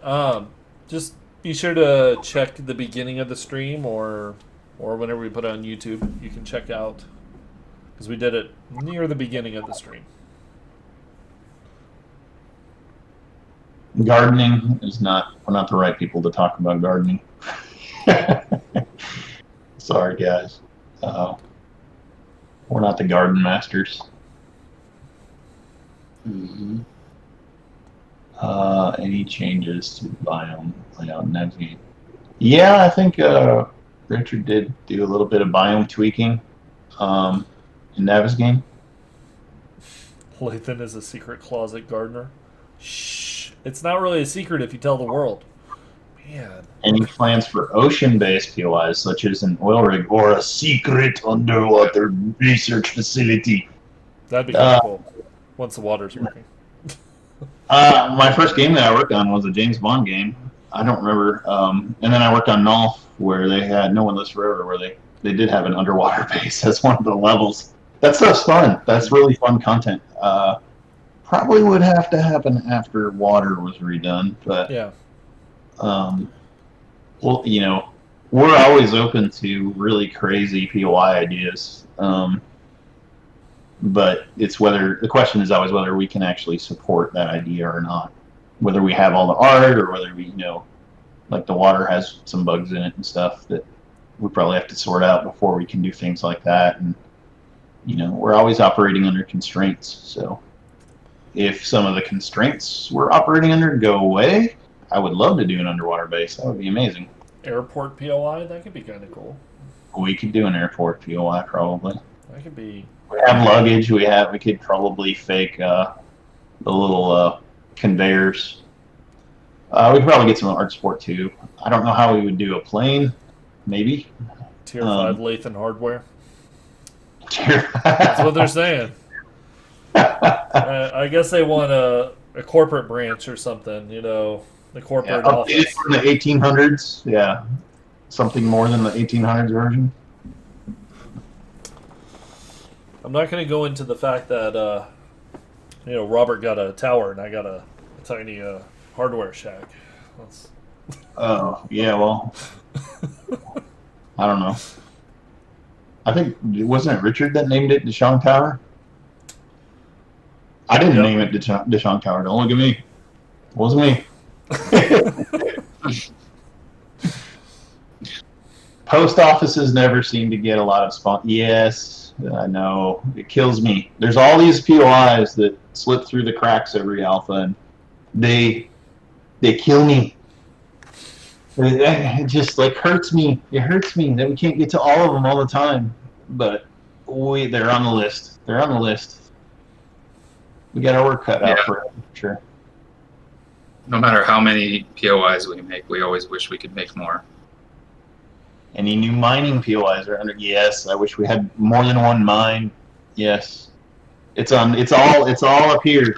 I'm always like, we need another mine. We need to do the post office. We need to. You guys should be happy that we have very neurotic, anxious people like Brad and I who are always like, oh no, we got to do that too. And we're always thinking about it all the time. So bowling alley. A bowling alley. Cool. We got that new wood texture. Yeah, we can do the bowling lanes easily. That would be really cool. Will all the old POIs eventually be updated in the new dungeon crawl POI stuff? No, probably not all of them. Like we explained when we were showing the stores, not every POI fits the super linear format because we'd have to literally carve it up into a little maze. So it won't that kind of crawl won't fit everything. But where we can, we might do some where it's appropriate. Also the remnants don't follow that because I think we realized that people got kind of boxed in the mazy thing in A17, and they wanted some of the freeform exploration back, and they also wanted POIs that they could hide in when nightfall came, and so that was a conscious choice not to make every POI like that. Those are also lighter on performance, the remnants we do, and they help reduce the performance cost of cities when we build cities and stuff. So it's like a trifecta of performance and players having a place to hide out at night that don't have a million zombies, and then it's a little more freeform exploration. Things like the remnants solve a lot of problems for us. Whereas if we made everything into dungeon crawl, we already did that. We already tried that, and we had performance issues, and we just can't do it in every POI, even if we wanted to. So yeah, that's a good topic to talk about. I'm way behind. One question I keep saying a lot of here is the new shelves being as performant as the old empty ones. That's a little bit more of an art question, but I can say that since we've gotten new artists and they've done such a good job, they've focused a lot more on LODs, which is the mesh will become less detailed the further away you get from it. So performance is something we're constantly trying to improve and keeping an eye on. So it's important to us for sure. We had a massive beatdown on the POIs and on some of the art with the being more aggressive about LODs in A18. So since then, we tried to stay on top of that stuff as we build new things and create new content. So someone's asking what is a POI? Stands for point of interest. It's just basically a place, a building, a level, a place, whatever. A level or a map or whatever you want to call it. Are there any plans for more tools to build prefab, such as trigger events? For example, when point A is reached, do event 1 and 2. Personally, I'd love to see multi-stage quests. I don't know if that's in the future or not. Lathan could maybe answer that, or I don't know if Richard has talked about We've talked about stuff, but I don't think there's anything we should really be announcing at this time. Okay. I don't know enough. I'm not in all of those discussions, so. Yeah, we've talked about different things with quests, but I don't, like I said, I don't think tonight is the night we're going to be giving that away. So. Yeah, that's fine. Yeah. I didn't know. Sorry. Stay tuned, everybody. No, it's fine. Someone asked if we have ever built a POI based on a real house we've lived in. Maybe. I definitely have. Smile. I'm not going to tell you which one, but maybe. So yes, they have. Maybe like 3 or 4 or 5. No, I don't know. No, we're always borrowing from real life, and part of that includes buildings and houses we lived in, and places we've seen, and office buildings we worked at, or like on the bookstores. I used to work at a Borders, so I have a pretty good memory. I was doing level design back when I worked at Borders. I was doing it as a modder in the community, and I remember I would go back into the break room or the back warehouse area of Borders, and and I would be looking at things like, oh, why is that room there? What is that? And I remember Brad and I talking about cages, because Borders, they would lock to prevent breaking street date, they would have a cage, literally a fenced in thing with a lock on it for new CDs or DVDs or whatever. They didn't want to break street date, so it's I tried to put some cagey stuff in the backs of some of the stores, because I'm they do lock things up that they don't want the employees accidentally selling too early because it's not ready to be released yet or whatever. There's different real world things. So yeah, in addition to houses that I've lived in, places I've worked kind of show up in some of the POIs sometimes. Where did you work, Brad? You worked at the Toys R Us, right? Yeah, I worked at Toys R Us and Best Buy. Oh yeah, so you got the memory reference. Yeah. Of some of the real world places. It does help. Because it's what does the back area of a store look like? If you've never seen one, you would have to look up the reference. But ironically, people don't take a lot of pictures of back rooms of. Yeah, that was something we had to be careful about, especially since we were working on this during the pandemic. Is going to a grocery store to take photo reference, and security doesn't really like it when you're driving around taking photos of all the angles of the building. So it's a little bit awkward. I think I went into a certain drugstore chain right before the pandemic hit, and I felt really scared actually. A few days later, when they were I heard a report that sick people were going into the drugstores, and the reports were coming from employees of those stores saying that we have COVID people coming in here wandering around sick, asking questions and looking for help. And I was I had just been in there researching, doing some research, looking around at things and how things were built and put together. And I was ooh, okay, maybe I'm gonna dial down the research a little bit, It sounds like they want a Subway sandwich shop. Subway sandwich. I keep seeing stuff about Subway sandwich or Subway Okay. POIs. They like sandwiches. Don't judge them. No, we want a subway station, like a subway station sandwich shop. That makes sense. Oh, a subway station. A Subway POI. Yeah, someone posted that above too, so I was like, yeah, Subway would be cool. Not the store, the actual Subway. We could make a Subway sandwich shop if we want. We have the assets now. We probably could do it. But Hey, you hear that, everybody? You got what you wanted. They're gonna make a subway sandwich shop. They're like, no, I said Subway, not a sandwich place. They're raging. a trailer park, there already is one. Oh, just kidding. Yeah. Oh, okay. I mean, do you want like 5 more? Any plans for a mini POI food truck, like a taco truck? I would love to make that. Yeah, someone brought up what we were talking about earlier today, Brad. They said like roadside stand POI, and we were talking about with the new vegetable bins from the grocery stores. We could make little roadside stands. Little roadside stands or a farmer's market, maybe. We're talking about. We definitely want to make more what I call like mini POIs or micro POIs. Like I think there's like a culvert that I did that's up by Pariston and Navisgain.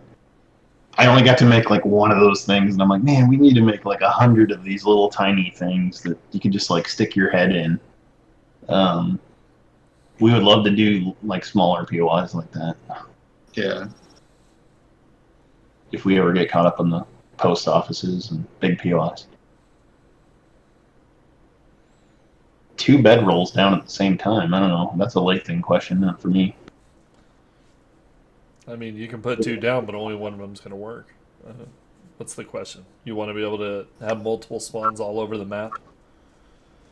Yep. That actually sounds more like a Richard and Joel question. I mean, it's doable, but do they want it? I mean, like... More types of tombstones and statues and yeah, some statue art would be kind of cool. Like the mannequins, but like an actual stone statue or something that we could put around. That'd be kind of cool. Yeah, I mean, there's maybe a little more art we want or could get eventually. Amusement park PO, that would involve a lot of art. Yeah, we as ideas go, we always want to make almost everything. Like as an idea, an amusement park would just be amazing. We have to weigh out like how much art time is this going to take up for our artists versus other POIs. Yeah, I could see. It's a balancing act. I could see art spending like a year on Ferris wheels and go-karts and man, that would be amazing.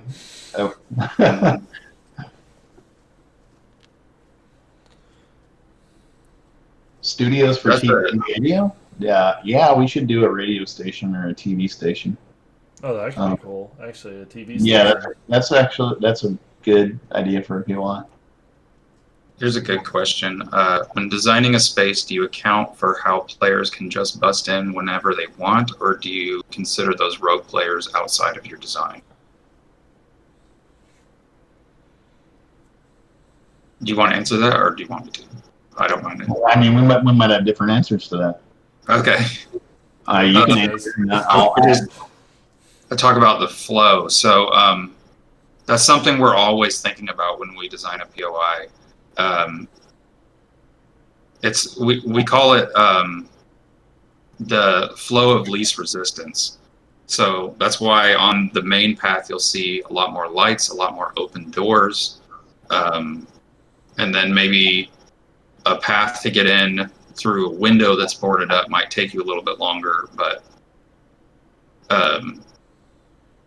you can kind of go in where you want. And then there's other places where, it might be big metal bars stopping you from getting in there. So we always know that players can go. We don't ever want to take the freedom away that lets players go anywhere and destroy anything. So yeah, that's definitely something we think about. Do you want to do your answer to that too? The path is often the easiest way, actually. I mean, people think they're cheating by breaking in, but one thing that, tactically speaking, as a player, if you chop into a building in the middle of the path, you're going to have zombies in front of you and behind you. You won't have a clear, safe space behind you. So clearing the POIs in the intended path is probably the safest. Now, if you don't care, I mean, we know players, will do whatever they want, and I mean, we accept that. That's just part of what we do as designers. We know that players can and should have the freedom to do anything that they feel like doing. We do try to discourage or encourage things based on what our objectives for that design. Like what we were saying with the stores, how we left them a little bit more open because they are open. They're big open floor spaces. Like, how are you going to carve that up and force a player to do anything? It would be kind of ridiculous to force the player to do things that we think they should do, but maybe they don't want to do. So we left them more open in that case because it was more of a natural fit for an open type of play style. So we treated them more like arenas or smash and grab. It's like you go in and fight the zombies and get your loot. And they do have paths a little bit, or a path flow, what I like to call a path flow, which is like you move in certain directions, like you're moving from the front of the store to the back, or from the back of the store to the roof. So there's there's flow there, but it's not a strict path. We do think about that based on the type of POI it is and what we're trying to do. So we won't play the same as new stores won't play the same as a house, because it's a totally different, not just a different location, but it's a different type of design, really. Yeah, that's something we say sometimes. Is it's our goal isn't to have a very linear path of only letting you play a POI a certain way. It's more about putting players in interesting, dangerous positions without being unfair. So that's kind of what we're always striving for. A good example is sometimes, instead of throwing up a blocker to block the player and force them to go a different way, we'll just put more zombies in a certain spot that push the player back. So we don't have to turn everything into a maze. We have tools like zombies. Zombies are going to force you to step back or fight or go in a different direction sometimes. We have other loot. If you see a piece of loot in a certain direction that's got a light shining on it, you're probably going to want to go in that direction versus somewhere else. So we have ways to lure players. We have tricks. We have our tricks to get you guys to do things we may want you to do without being heavy-handed all the time and forcing you to do things. You still always have your choices that you can make as the player. What other questions we got? Another question. So many to choose from. Will there ever be a story mode to this game? We said it in an earlier stream. We are adding a main storyline, like a main quest line. You can actually go back to the first stream in this series. Me and Richard talk a lot about that. But the answer is yes. Customizable signs better than what we currently have. Neon signs, replaceable neon letters, or sign frames that will accept a customized. Yes. We understand your pain.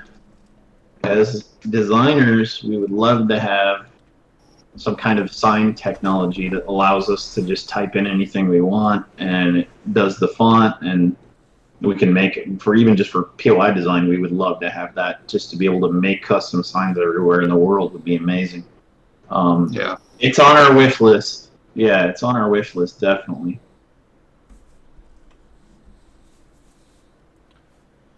Roadside dinosaurs attraction. Somebody brought that up on one of the other streams. Yeah, I was about to say, I feel like that's been brought up before. I mean, this seems like the right one to bring it up finally, but... I mean, we had it in, what was it, Fallout, what was the one? Not the Bethesda one. The Vegas one. Yeah, they have the cool dinosaur park thing. Yeah, that would make a cool POI. We need to have dinosaurs modeled and made by artists that I guess we could make a museum with them. I don't know. We try to make stuff that we can reuse those assets somewhere else. Yeah.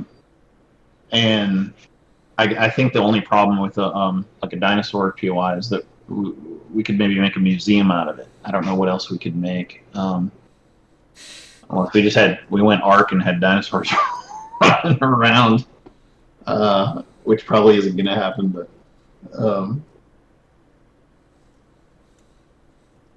the Fun Pimp Studios POI, complete with penthouse and zombie bunker. That would be definitely have to be a fictional. There is an office, but a lot of us work remote, so yeah, it would be. But I mean, we can make it cool. I mean, right? We can make it up the ideal Fun Pimp Studio building or something that's like crazy and cool.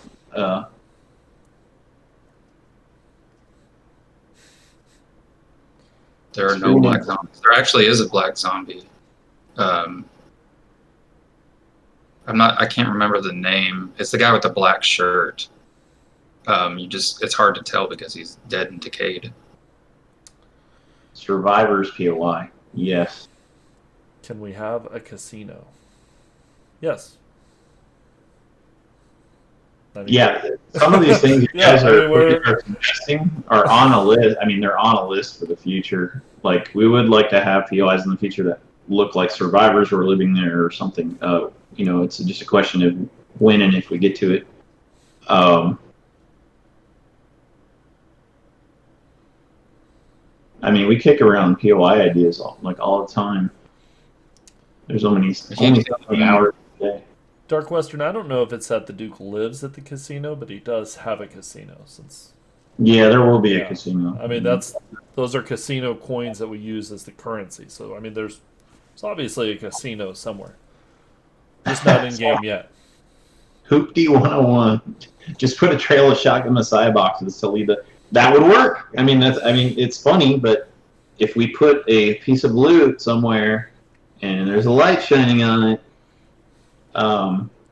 you might wonder if we're trying to get you to do something. Loot works. Liquor stores. I'd like to have liquor bottles or some kind of mesh so we could do a bar that had actual props in it. That would be kind of cool. We do have a few bars already in the game. Yeah, there are. They could use that treatment, and I don't think it would be that intensive to have the artist make a set of bottles or something, or a wall of bottles or something that looked like that. I don't think would be too much. This is a good question. Do you set an explicit goal to make, say, a tier 3 POI take 30 minutes to complete, or do you just pack in as much gameplay as the space allows? We actually usually start with a tier in mind. Sometimes we'll sort of just make a place, and then when we start putting the guys in, we measure about how many guys feel good for a certain POI, and say, okay, this feels better as a tier 3 or a tier 2 or whatever it is. Yeah, it's about the space, the size of the space, because you could cram a tier 5 worth of guys into like a tier 1 space. It's going to be insane. There's going to be like guys popping out of doorways and windows and just overflowing everywhere. So we try to make it fit the space, like Brad said, as much as we can. We usually find that out after we start kind of get a little ways into building it, and then we're sort of like, how big does this feel? Does it feel like I could, if I put 20, if we have numbers like 20 guys for a tier 3, this is like a rough ballpark. And so it's like, if I put 20 guys in here, is it just like overflowing and nonstop? We like to build in rests. That's something we've been doing a lot more of, is pacing and rest. Where the player is not always in combat, they have a little bit of downtime and exploration time. So we try to factor that into where, if you're playing, and you've had combat, are you going right into combat again, or do you get a rest, and then do you have a little bit of combat again after the rest, and then more rest? We try to pace it that way. So yeah, that's a good question though. We're always thinking about that stuff and talking about that stuff, and sometimes Brad and I will play each other's POIs, and sometimes I'm trying to get another tier 4, and Brad's like, I don't know, dude. It's kind of grindy. There's like nonstop combat, and I'm like, yeah, you're right. I'll drop it to a tier 3. And so, we play test and give each other feedback, and the testers give us feedback all the time. We usually, when we finish a POI, we assign it. We assign the task to the testers to play and give us feedback, because that feedback can be really important. There's things we miss, and even though we've been designing a long time, we miss a lot of things, and then the testers play it, and they're like, yeah, I was nonstop fighting zombies, or it felt a little empty, like there should be more zombies. I've gotten that comment from testers sometimes, that maybe I paced it too well and it was too empty. So that stuff's always a work in progress. I saw people asking about a Neebs Gaming POI. Actually did one of the ranch houses that they set up in one of their episodes as a base. Remade that house for them, and I wanted to put more reference in one of our alphas, but we ran out of time. So making something specifically for them is definitely something we'd like to do. Yeah, we watch a lot of streams when we release an alpha, and we see where players like build their bases and what they do, and we actually learn a lot from watching streams, because players will do things that we never thought of, and we'll see things that it's like, wow, I would have never in a million years thought to try that or build that, or enter the POI that way, or kill the zombies in that way, or set up a trap, or players do super creative things all the time that constantly surprise me.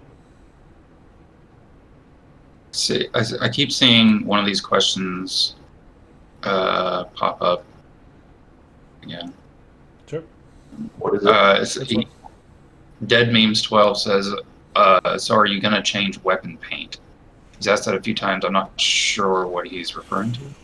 You guys know what that means? Are you talking about the tinting of it? Because I think that might be a better question to ask tomorrow night. I think Joel could answer that very well. I don't think we would be the ones to answer that.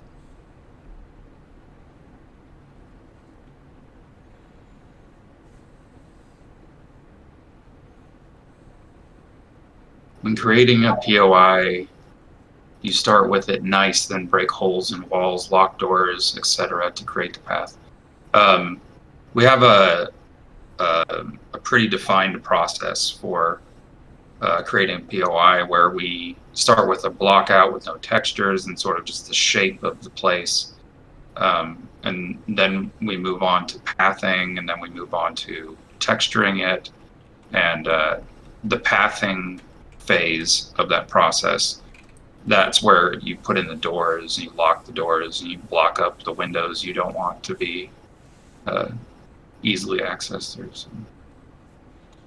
For those of you asking, tomorrow night it's going to be myself, Joel, and Richard all just doing a playthrough of Alpha 19.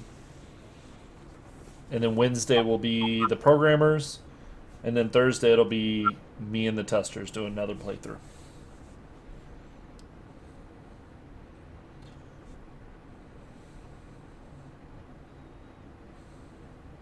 Somebody asked you to design the POIs with the idea of the player being able to use it. I didn't in the past. When I played the game and used some of my own remnants as a base, I actually learned things about the design I did that changed the way I thought about it. I actually altered my own POI based on using it as a base, and now I kind of think a little bit differently, to where I do try to, if I can think of something, I do try to put in things that might help as making it a base.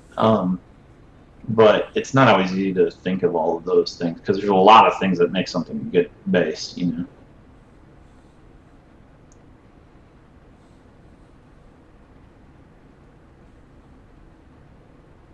I'm still catching up. I'm way behind.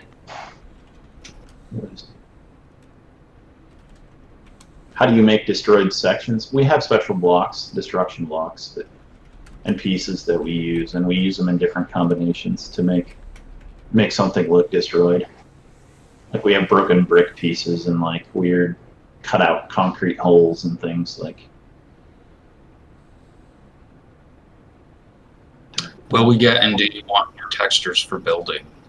You can never have enough textures for building. We have a technical hurdle there. It has to do with having all the textures in one giant texture called an atlas. And that's to reduce draw calls as a performance related thing. That's something we want to look more into, though, and see how we can get around that.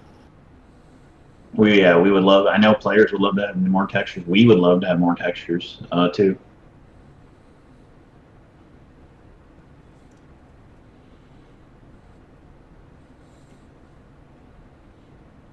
We'll get Making it darker. What's that? Sorry. Go ahead. Oh, I believe Justin made some new textures that are only in 19 now, like the new concrete. Yeah, we showed that in Red a little bit. Yeah, so we do get new textures from time to time, but we have to do so very carefully. Often, when we get a new texture, we sometimes have to take out old textures or like move something to what we call the model atlas, which is when we get a new we change something from a block to a model. It frees up block texture space, and we can get a new block texture. So we have been trying to move more things to the model atlas where we can, so we can get more block textures, because we were always starved for block textures. I mean, we've always have been from day one. So it's just like we're always hungry for more block textures. Here's a good question. What's each of your favorite new features of Alpha 19? Oh, Brad and I probably have the same answer there, I bet. Well, go ahead. Go ahead. The fall behavior is awesome. I love it. That's what I'd say too. Okay. I don't know. Making an industrial area. I'm thinking either the weapons or trader to trader quest for me.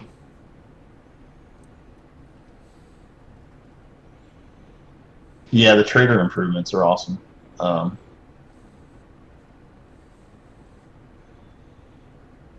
New skyscraper, yeah. Factory. I'm seeing questions about factories and skyscrapers. That falls into our tier 5 bucket we were talking about when somebody asked if we have any more plans for tier 5s. We would love to make hundreds more tier 5s if we could. They're, like I said in that question there, when I answered that question, they're very labor intensive. With multiple people multiplaying on it, it can still take like 2-3 weeks. With one designer by himself might spend like a month, and sometimes we don't have a month to lose a person during an alpha update. Like with these stores, we didn't have a lot of time to work on larger POIs with these stores, because the stores themselves there were so many we had to make, and they were so detailed that we had to cut other things out. And tier 5s and large things like skyscrapers or factories ended up kind of being the victim of that. But we will get back to them, larger POIs eventually. Any plans to update the trader POIs? I was about to say that one. Yes, we definitely do have plans for that. Maybe next alpha. Yeah. Maybe. We haven't settled completely on it, but that's definitely something. It's getting higher in the list for sure. Yeah. Because we know the traders are very outdated, and they need their own treatment, their own special treatment, kind of like the stores got in 19. How the stores got their own special love.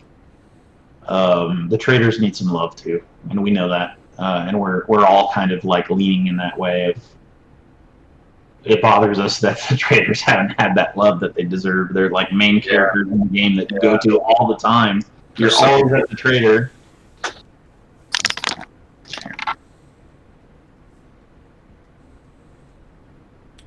Yeah, traders are hero POIs, and we know they're hero POIs.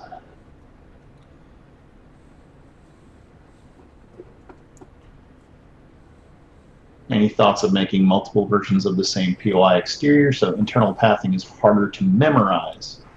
No, I think we would just make more POIs. I mean, the more POIs we make, the harder it is to memorize all of them. I mean, I even forget POIs that I've made, so that if I haven't looked at them in a long time or visited them during a playtest, I'm like, where did I go again? But I know my own POIs pretty well. But like if I play Brad's POIs, I sometimes forget where to go or I don't remember the path.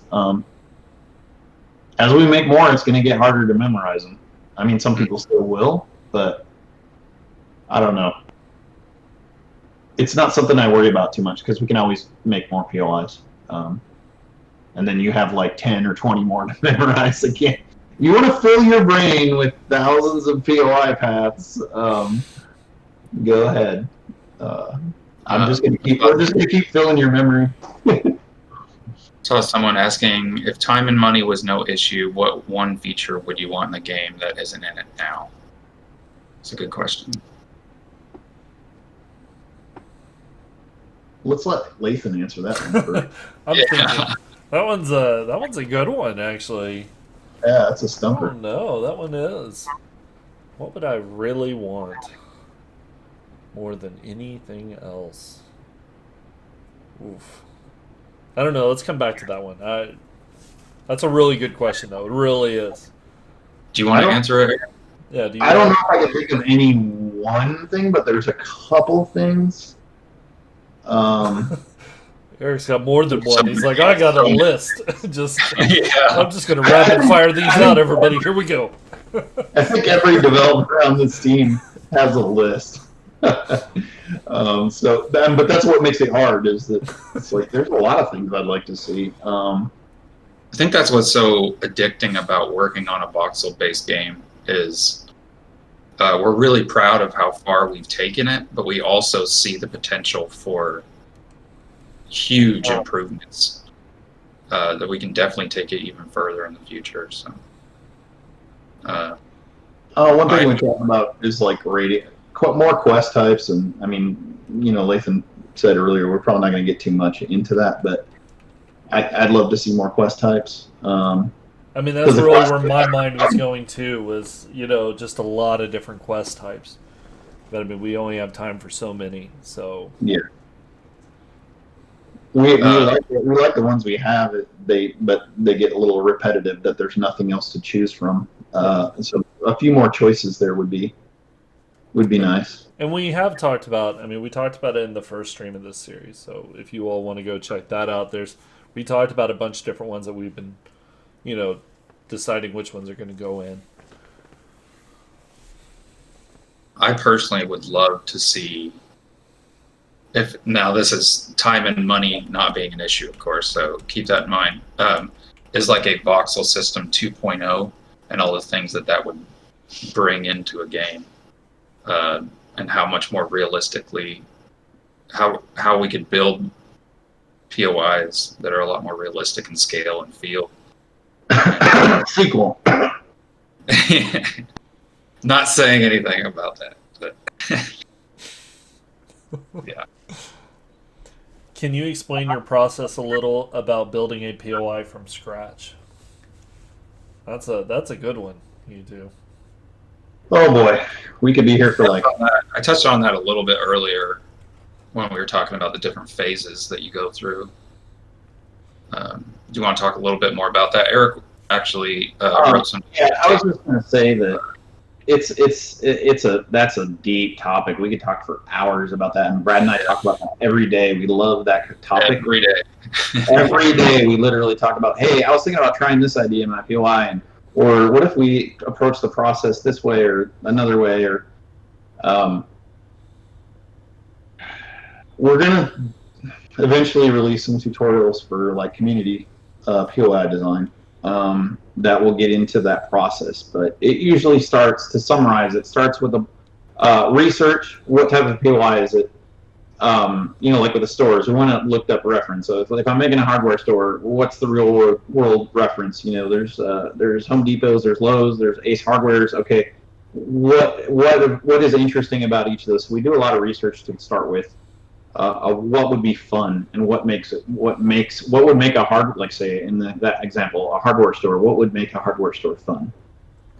So we do a lot of upfront research first, and then we collect reference and ideas and write down ideas, and then we start with a block out, and we do a block out that's just blocks and what would feel good to move through, or the rough size of the place, and how that goes. Then we kind of move on to a little bit of detailing, pathing and detailing, which is like okay, now that I know the rough idea of the space, how I want to move through the space, how do you actually step through and move through the rooms and different rooms and whatnot.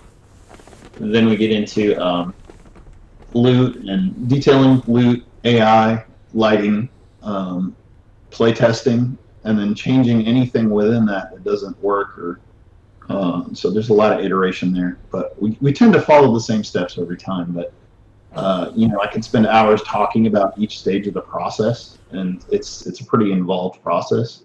But we will get into that as we get closer to doing more workshop stuff, or more tutorials for the community, things like that, modding.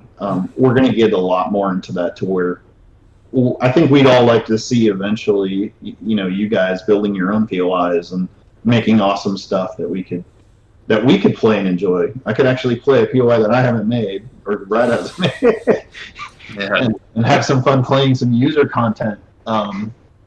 So we'll get to that. We'll be getting to that. Here's a good question. Given the potential limitations regarding performance, is there a POI you would love to make but currently can't? Either too many blocks, entities, or texture limitations?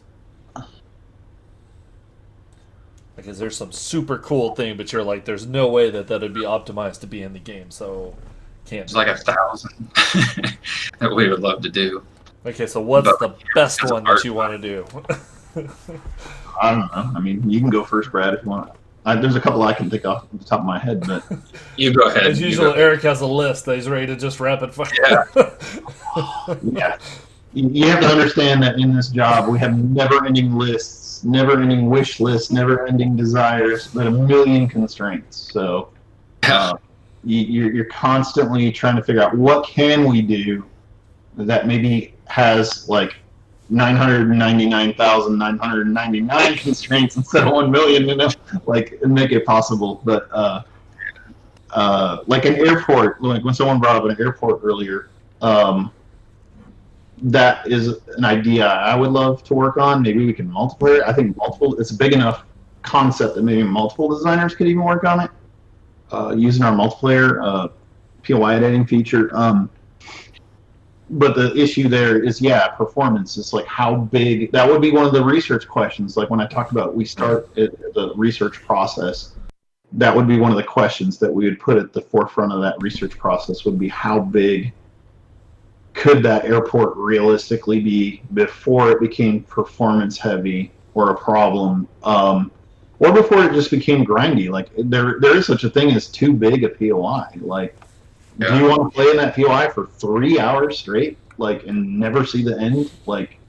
So that we're always asking, what's the right length or size of a POI, and length of experience and the overall size, and those two are correlated.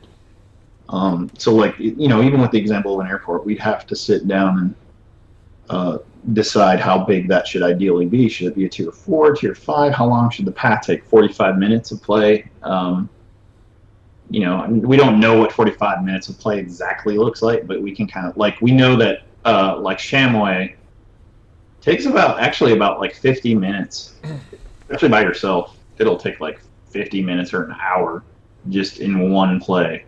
For some people, it might be longer if they're stopping to loot every single little thing, which some people do. That's some people's play style. I tend to loot the obvious good stuff and then leave behind kind of the junky stuff and come back later to harvest or do whatever. But some people literally clear everything out of a POI as they go through. God, that person might be in Shamway for 2 hours. So we try to think about things like that. So that can determine the size of a POI. The airport was one that I would love to do.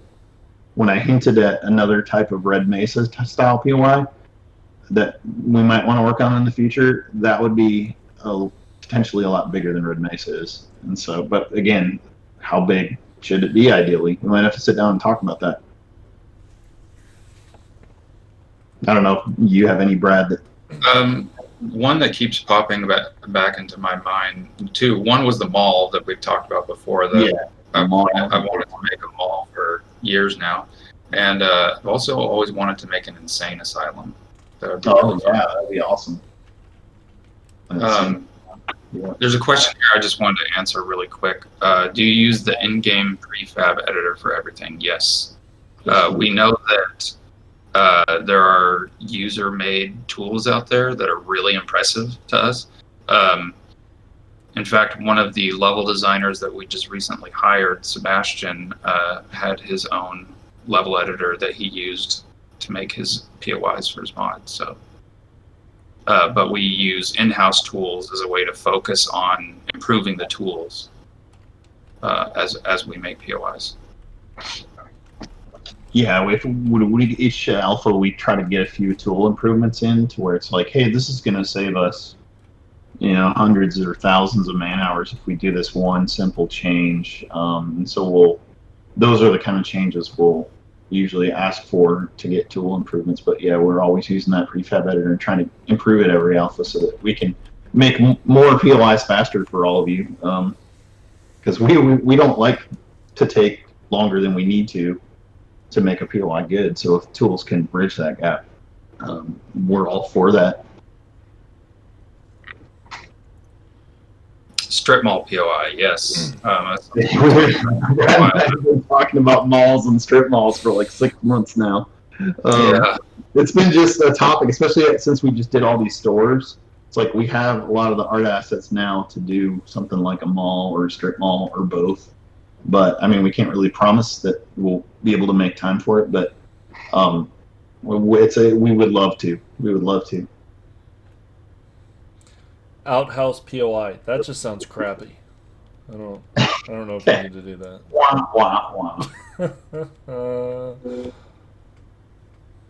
Any goals for a total number of POIs before gold in different categories? Yeah, we have some. We don't have like exact numbers or a specific list, but like I said, the list is never ending. It's all about what we can do and what doesn't require the next 3 years of artists' time to make happen. We do have like most of the existing POIs in the game. I won't promise that none of them will get cut, but we would like to update all of them if we could, or remake or whatever, whatever is the most prudent thing to do. Tiers, we know we need more tiers, 3s through 5s. We know that. Mm-hmm. Anytime that we play test the game and we do a quest and we get a tier 3 and it's the same tier 3, or the tier 5 and it's the same tier 5, that's painfully obvious to us that we need to make more of those. We also want players to eventually have more options in co-op and multiplayer. We know that some people don't play alone. They only play in co-op with their friends or on a team or a party. And so the larger POIs tend to be more important to those types of players. So we know that. So we that's why larger POIs are on our list for the long term.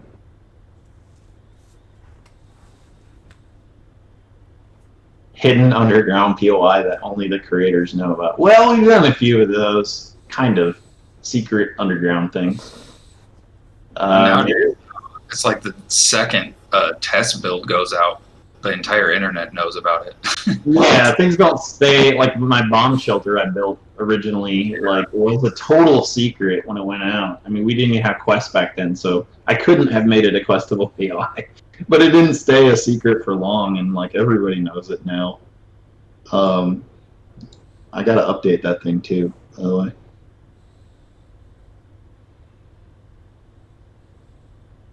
Innocent outhouse with a massive government military base underneath. Yeah, that is something we would do or have even done. Outhouses go down to secret underground things, or wells go down to. That's a common trope that we're not immune to.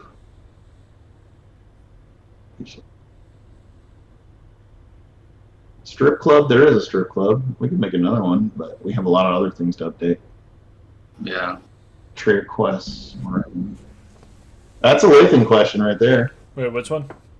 Can the trader quests be made more random in their selection of the POI? Oh, I already answered it. Oh, you did?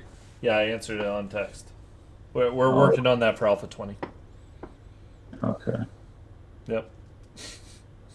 Rest station. You guys were POI? in the midst of talking, so I didn't want to kind of interrupt. Yeah, so I that's just kind of fine. typed it in. It's all good. Rest station POIs at the side of large. Yeah, like we were talking about micro, mini POIs before. We need more road stops and roadside stands and fruit stands and government checkpoints for the virus. And yeah, there's a ton of stuff. Like we keep saying, there's like a never-ending list of things that we could make. Some of them we could make right now, but we're always busy with something else. There's more POIs that we want to make than we have time. Any workstation to the game, what would it be and why? I don't know. I don't know about workstations. I don't have any. I mean, the only we have. Maybe something more gun specific, but then we're getting into specific workstations for specific types of weapons, and that gets complicated. So, but I mean, it would be cool. It'd be cool to see like some kind of, I don't know, like a reloading station, or I don't know. But we use the regular workstations for that. So, I mean, we don't want to get. We got to finish this game someday, right? I mean, Yeah. we could add workstations forever. So we've been getting a lot of questions about pizza shops. Pizza shop. Yeah, that's not bad. Sorry, I didn't interrupt you, Lathan. No. Just go ahead. Port POI with fortified container yard and dock aircraft carrier. Oh, so yeah. Don't get me started, man. I would love to make a million military, like Air Force Base, Marines. Like I made the Army barracks, and I felt like that wasn't enough because I feel like we need like 20 more of those Army barracks to like different styles of them and different size. I feel like we could have like 100 more POIs like that. But do we have the time? There you go, Brad. More POIs with super corn. That was Brad. Someone's asking about sewer systems. That's something I actually mocked up a sewer system in A17 that we never got back around to working on. That's something we definitely talked about before. Could you design a large POI that holds multiple small tier 1 or 2 quest areas? I've thought about that. That's one of those zany ideas that I kind of like. I was like, what if you had a POI that had multiple quest areas? That would be weird. I don't know if that's possible, but Currently, it's not possible, but we could adapt it to be possible. Someone says, need urgent care in hospital in yours. We have an urgent care coming in this alpha. Yep, Brad made one. Sorry, go ahead, Lathan. No. It just currently how the quests work, they look for a POI. So if you wanted to have 2 small ones and 1 POI, I mean, just the algorithm would have to change. I mean, it's not a huge deal. Stabby. That's a really awesome idea. Yeah, we like. Gosh, Brad and I are always talking about POI ideas. We got some new vehicles, not drivable ones, just vehicles in the environment coming in future alpha. So we definitely want to make a police station once we have all the police cars and all the supporting art there. A POI that has hints to another POI that has a hint to a secret POI. Again, we can't make promises, but we have kind of tossed around the idea of like a note system where designers could type in a note and put it in a POI to be found by the player. If we ever did get a system like that, we would use it like crazy, and we would refer to other POIs. We'd refer to silly jokes in the world, knuckle rubs, and all that junk. It would be funny, and it would send you to other places. Yes, I mean, we would love to use something like that if we ever got that feature. Is there going to be a vehicle to transport multiple people? You may want to ask that tomorrow night whenever Joel's here. I would assume him and Rick can answer that. Mini POIs for trade. Again, we talk about a lot of stuff. I mean, when you're on a development team, ideas are like flying around every day in every meeting. Yeah.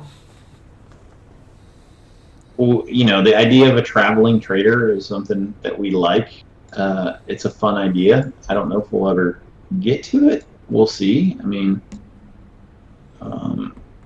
we've talked. The thing, you might think that you could ask something that we haven't talked about, but most of it we probably talked about at some point or another. In some meeting at some point, somebody brought up an idea. Yeah. Blockbuster POI for Nostalgia Video Store. I think the timeline of the apocalypse in this world is slightly past the age of Netflix and DVDs and whatnot.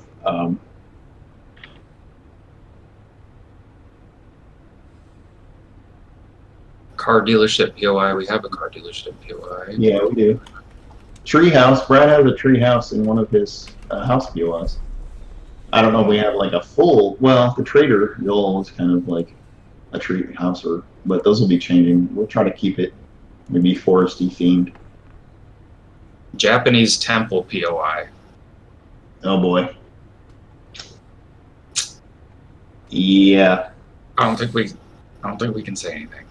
I'm getting in trouble. Karate zombies. Redo the bank. That doesn't feel like a question. That just Make POIs. Make them. do your job. Make stuff. Can steep hillside canyon POIs work in random gen, or will these be? Yeah, the whole POIs on hillsides is a. We've talked about that too. Yeah. We've talked about yeah. We would love some kind of. There's been a few ideas tossed around, and even some investigation work done into how we could make POIs spawn correctly on a hillside. It's kind of a challenging problem in a totally random world or dynamic world like we have. Don't know if we'll solve the problem, but we think about these kind of things and discuss them and try to see if we can find a way that it wouldn't take us like 5 more years to get a feature like that. Someone's saying something about an old-timey video game arcade POI with arcade cabinets. Oh, I'd love an arcade cabinet as like an arcade. We talked about that before. That sounds cool. That would be amazing. Would be. Yeah. Swimming pool POI. Well, we have in Deshong Tower. There's a gym, Mole's Gym, on I don't remember which floor. Geez, I've worked on that POI. I don't know, hundreds of hours already, and I still don't remember the floors. But we need to fix the water first. The water kind of deletes itself and disappears and does other things that we want to do more. So we would love to do more stuff with water, but we need to fix it first. Tier 5 military base with an underground portion like Area 51. Oh, I don't know. You might want to go back to earlier in this stream when we talked about a potential future Red Mesa type. Can't give you a timestamp, but like an hour ago, maybe? Something like that. Yeah, I've been wanting to make like the sequel to Red Mesa for a long time. A long time, like years. Didn't Rick say it was Blue Mesa? Yeah.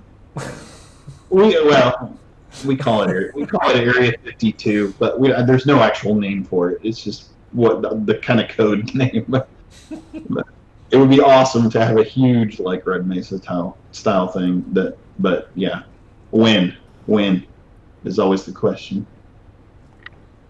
What about lore and POI? Oh yeah, I mean I talked about that a minute ago with the note system. If we got a note system, we could put in little stories and add a lot more. We do also want to do more environmental, what we call environmental storytelling, which is more dead bodies, and maybe the bodies would have notes next to them, or blood smears and trails that kind of tell a story. There's a lot of stuff we would love to do. Yeah. We talk about that. Ask for a note system. I mean, what's that? I said all you had to do was ask for a note system. Well, we're usually, every time we talk about it, we're usually in the middle of an alpha. That's the problem. True. You guys have to understand, we're always in the middle of an alpha, and we want to do everything, but we can't. Makes me want to cry. Any new zombie closet blocks to help hide where zombies will be breaking out of the surprises. You guys are on fire. You're right on our wavelength, okay? Yeah. I talk about this every day. We need more zombie closet type things that aren't closets, that are, it'd be awesome if they could pop out of a fridge. I don't know if we could do that or not. But freezer, out of a car, yeah, it would be amazing if we had actual more 10 different more ways for zombies to pop out of things. That would be amazing. That's one of our wish list things, but we'll see if we ever get to anything like that. Are we ever going to be able to find the crater where the Red Mesa nuke fell? That's a good idea. I'm going to have to write that down. Yeah. Actually, I remember talking about a crater POI for the wasteland. Yeah. The impact site. Yeah, that's definitely a good idea. NORAD bunker type POI inside a mountain. Yes. We've also talked about, I know I've talked with Brad about, wouldn't it be cool if there was a POI that was, the POI was a mountain, and it had a path along the mountain and a bunch of different things in it, and it's just one giant POI. I don't know if it would spawn correctly in random gen, but we've talked about the idea of a mega massive, in terms of space, would that even be possible? But it would be cool. I don't know if we would ever be able to do it, but there's so much we could do with POIs. Military cargo truck models in game would be cool to recycle. Yeah, we try to use that as much as we can. We're going to end up using it more, I'm sure. I had Young Ha make that thing because I was like, we got to have an army truck. It's a zombie game, and there's military stuff, and there's no army truck. We got to have an army truck. Church of that sounds like something up Brad's alley. Church of Scientology POI. I mean, we would probably get sued by Scientology, but something like that, or maybe just a cult. We have alluded to a cult in the game in some of our POIs. Whoa, these are moving too fast now. I'm getting cut off. I'm at the cutoff point. Just scroll to the bottom and just start reading it from there. Don't worry, they're repeating them. Yeah, right, guys. Don't skip ahead. I'm falling way behind. I'm 3 pages up behind. Don't worry, they're repeating the questions. I know, but they're good questions. I'm no, they are. I mean, no. Story-like POIs would be fantastic. I agree. Brad and I talk about that every day, pretty much. Church of Ben. Who's Ben? A random person. Ben. Then we have to invent a character named Ben. And nah, just use Crazy Jake. I was what was Johnny Land? Oh, my Johnnytown POI with it. Johnnytown, yeah. The house with the big fallout bunker underneath it. Yeah. That does have a story idea behind it. If it can get more support to actually do storytelling. Ben is one of the backers in one of the paintings. Okay. Oh, that guy. Yeah, I know him. Okay. Oh yeah, we knew that. We were just yeah. No, I know who he is. He's the guy with glasses, right? I think that's him. Or does he have glasses? Or does he have the green shirt? I don't remember. I don't He's know. one of I was pretending like I knew which one it was. I just Yeah, he's one of the pictures. I think I Yeah. know which one it is, but we'd have to load up the game and show you the picture.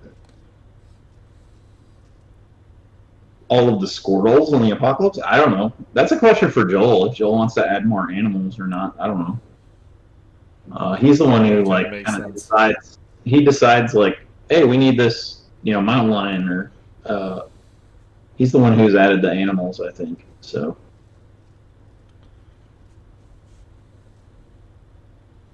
I vote for zombie llamas. Okay, I mean, crazy Jake POI, well, maybe. does make sense. We talk about him, but he's in the quests. Steam Workshop POI. I'm confused. Yeah, I don't Yeah, I'm know not what was sure meant what by that. I mean, we've talked about doing Steam Workshop stuff and Yeah. POI stuff, but Jurassic Park POIs. Yeah, again, dinosaur models would be useful only in like a park or I don't know where else.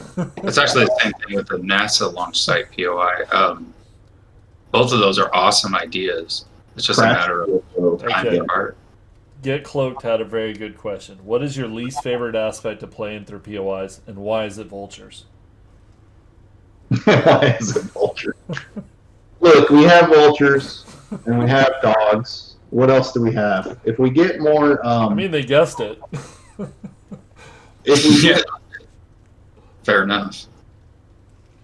if we get more types of things we can place in POIs, we'll maybe replace some of the other things we place maybe too much of.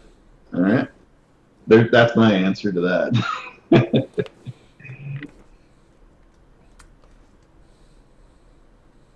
Would there be a way to generate a world without a trader? I don't know, Lathan. Will there be? Why, you don't like traders? Who I was doesn't about like to say, traders? I don't think so, especially with the fact that we're going to be, like the main storyline is going to require the traders. So I don't think so. I want to fight dinosaurs on Horde Night. That would be interesting. Zombie dinosaur. You need rabid prairie dogs. I mean, makes sense. A POI referencing to the community in season 6 through 10 of The Walking Dead. I've fallen a little bit behind. Are you talking about those whisperer people or the secret? I don't know what you're talking about, but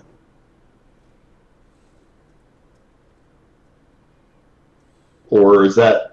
Yeah, 6 through 10 is the new stuff, right? I kind of fell off watching Walking Dead, and it got weird when they fast forwarded 5 years. And, Hey, spoilers, I'm not caught up. oh well. I'm so far behind on Walking Dead, it's ridiculous. Well, yeah. Yeah. Any new trap stuff planned for POIs, things falling on your head, etc. That's something, man, we've been talking about that since A17. Wait, which? Yeah. Traps and we wanted to do like sort of like timing puzzles where there might be like a broken pipe with the shooting hot steam out, and then it kind of like stops and then goes I again, remember stops and talking goes about again. that, So you yeah. have to time it out. We need support. We need support for that. I mean, like we'd have to have a programmer who's available. Again, back to the availability, and we're always busy in the middle of a alpha. We would need a programmer willing to work with us on that for the duration of an alpha to get it right, or part of an alpha at least, and not be too busy with other things. We want to do it, that's for sure.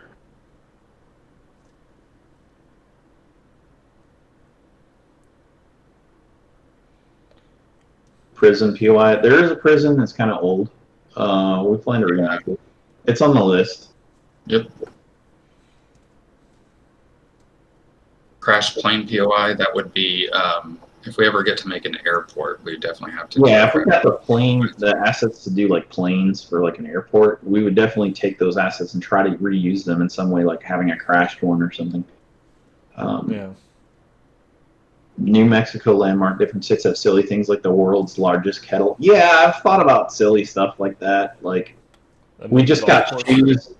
We just got shoes in the commercial store update, and I've been tempted to ask for like a giant shoe. I don't know why, like to put on top of a shoe store POI potentially, or just as like a sculpture. I don't know, something silly, some silly modern art we could put in the city.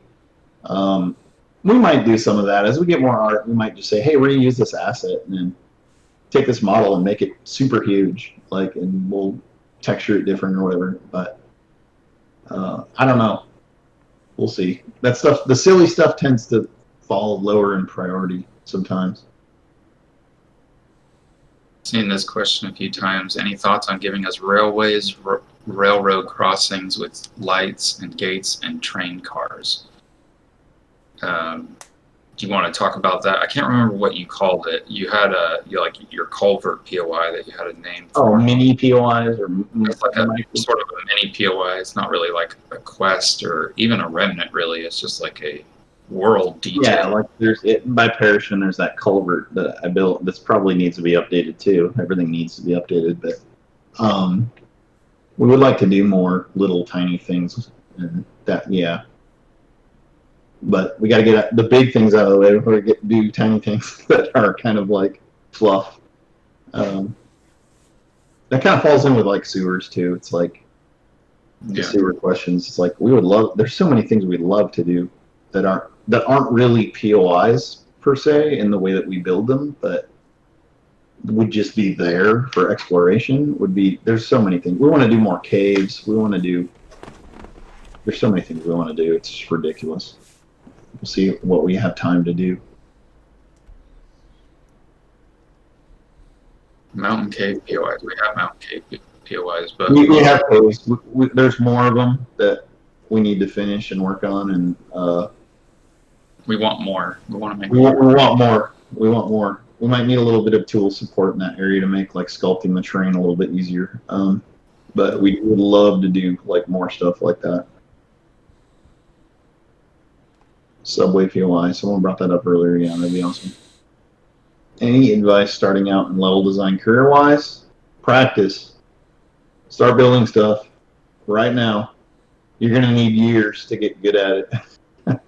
I practiced before I got hired at Electronic Arts, I practiced building levels like nonstop for 2 years. I was like 22 at the time. I'm almost 43 now. And so I'd spent like 2 years building stuff, and I threw tons of stuff away. That's important too, is you just need to iterate and iterate and iterate, and just get better, try to get better. The other really important thing is peer review. If you can find peers, like if you make say if you were to make a Counter-Strike map, if you get into the Counter-Strike community or whatever, you would find those guys like, hey, play my whatever, defuse the bomb map or whatever. They would give you feedback on that, and the same is true. Like we encourage, like we brought on Hernan and Sebastian. We encourage them to peer review their stuff too. We'll review it and they peer review it, and the more feedback you get from more people, and if you can learn to not be defensive about that, just take it for what it is. People will say things like, well, I thought it was a little slow here, or, I thought this looked a little weird, or, there were too many zombies, or you get all kinds of comments. You just have to take the comments and try to interpret how to make it better and find your own way to make things better. You just have to iterate and practice and start. If you wanted a career in this, you have to start. Just start and start practicing for years. It took me like 2 years before I got the attention of a guy at EA, and he finally noticed my stuff. I got lots of rejections too, tons of rejections. At the time, it was like 1998. Basically, anyone using the Quake 2 engine or Quake 3 engine, I hit up every developer, every licensee of that engine that I could find, and just slammed my resume out there. And I got lots of rejections. I got lots of things that said, your stuff is kind of interesting, but not quite up to our speed. And so I just went back to my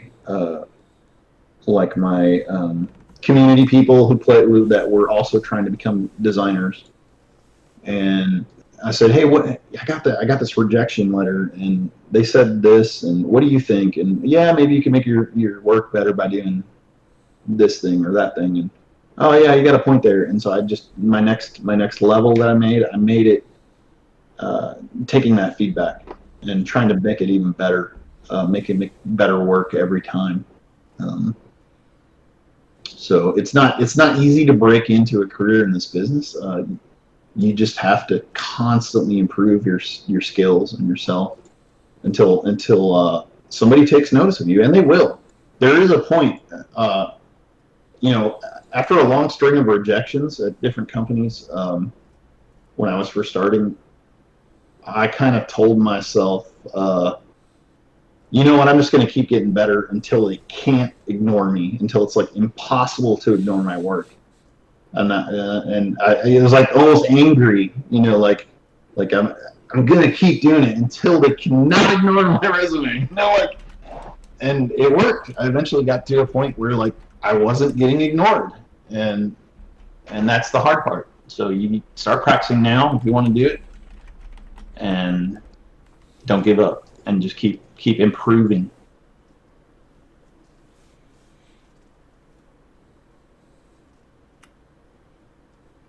Do you build the POIs in game, in the in game or engine?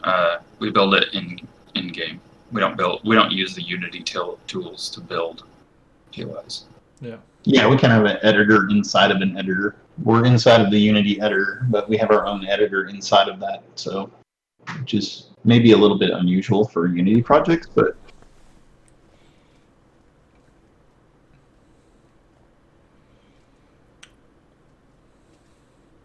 So guys, in about 2 minutes, that is 3 hours. Okay. I do not mind keeping on going if you guys want to just keep answering questions, or we can call it a night. I'm ready for a break personally. Okay, so then I can how answer. about like 1 or 2 more questions, and then I think we are going to wrap it up, everybody. We're going to find someone to raid.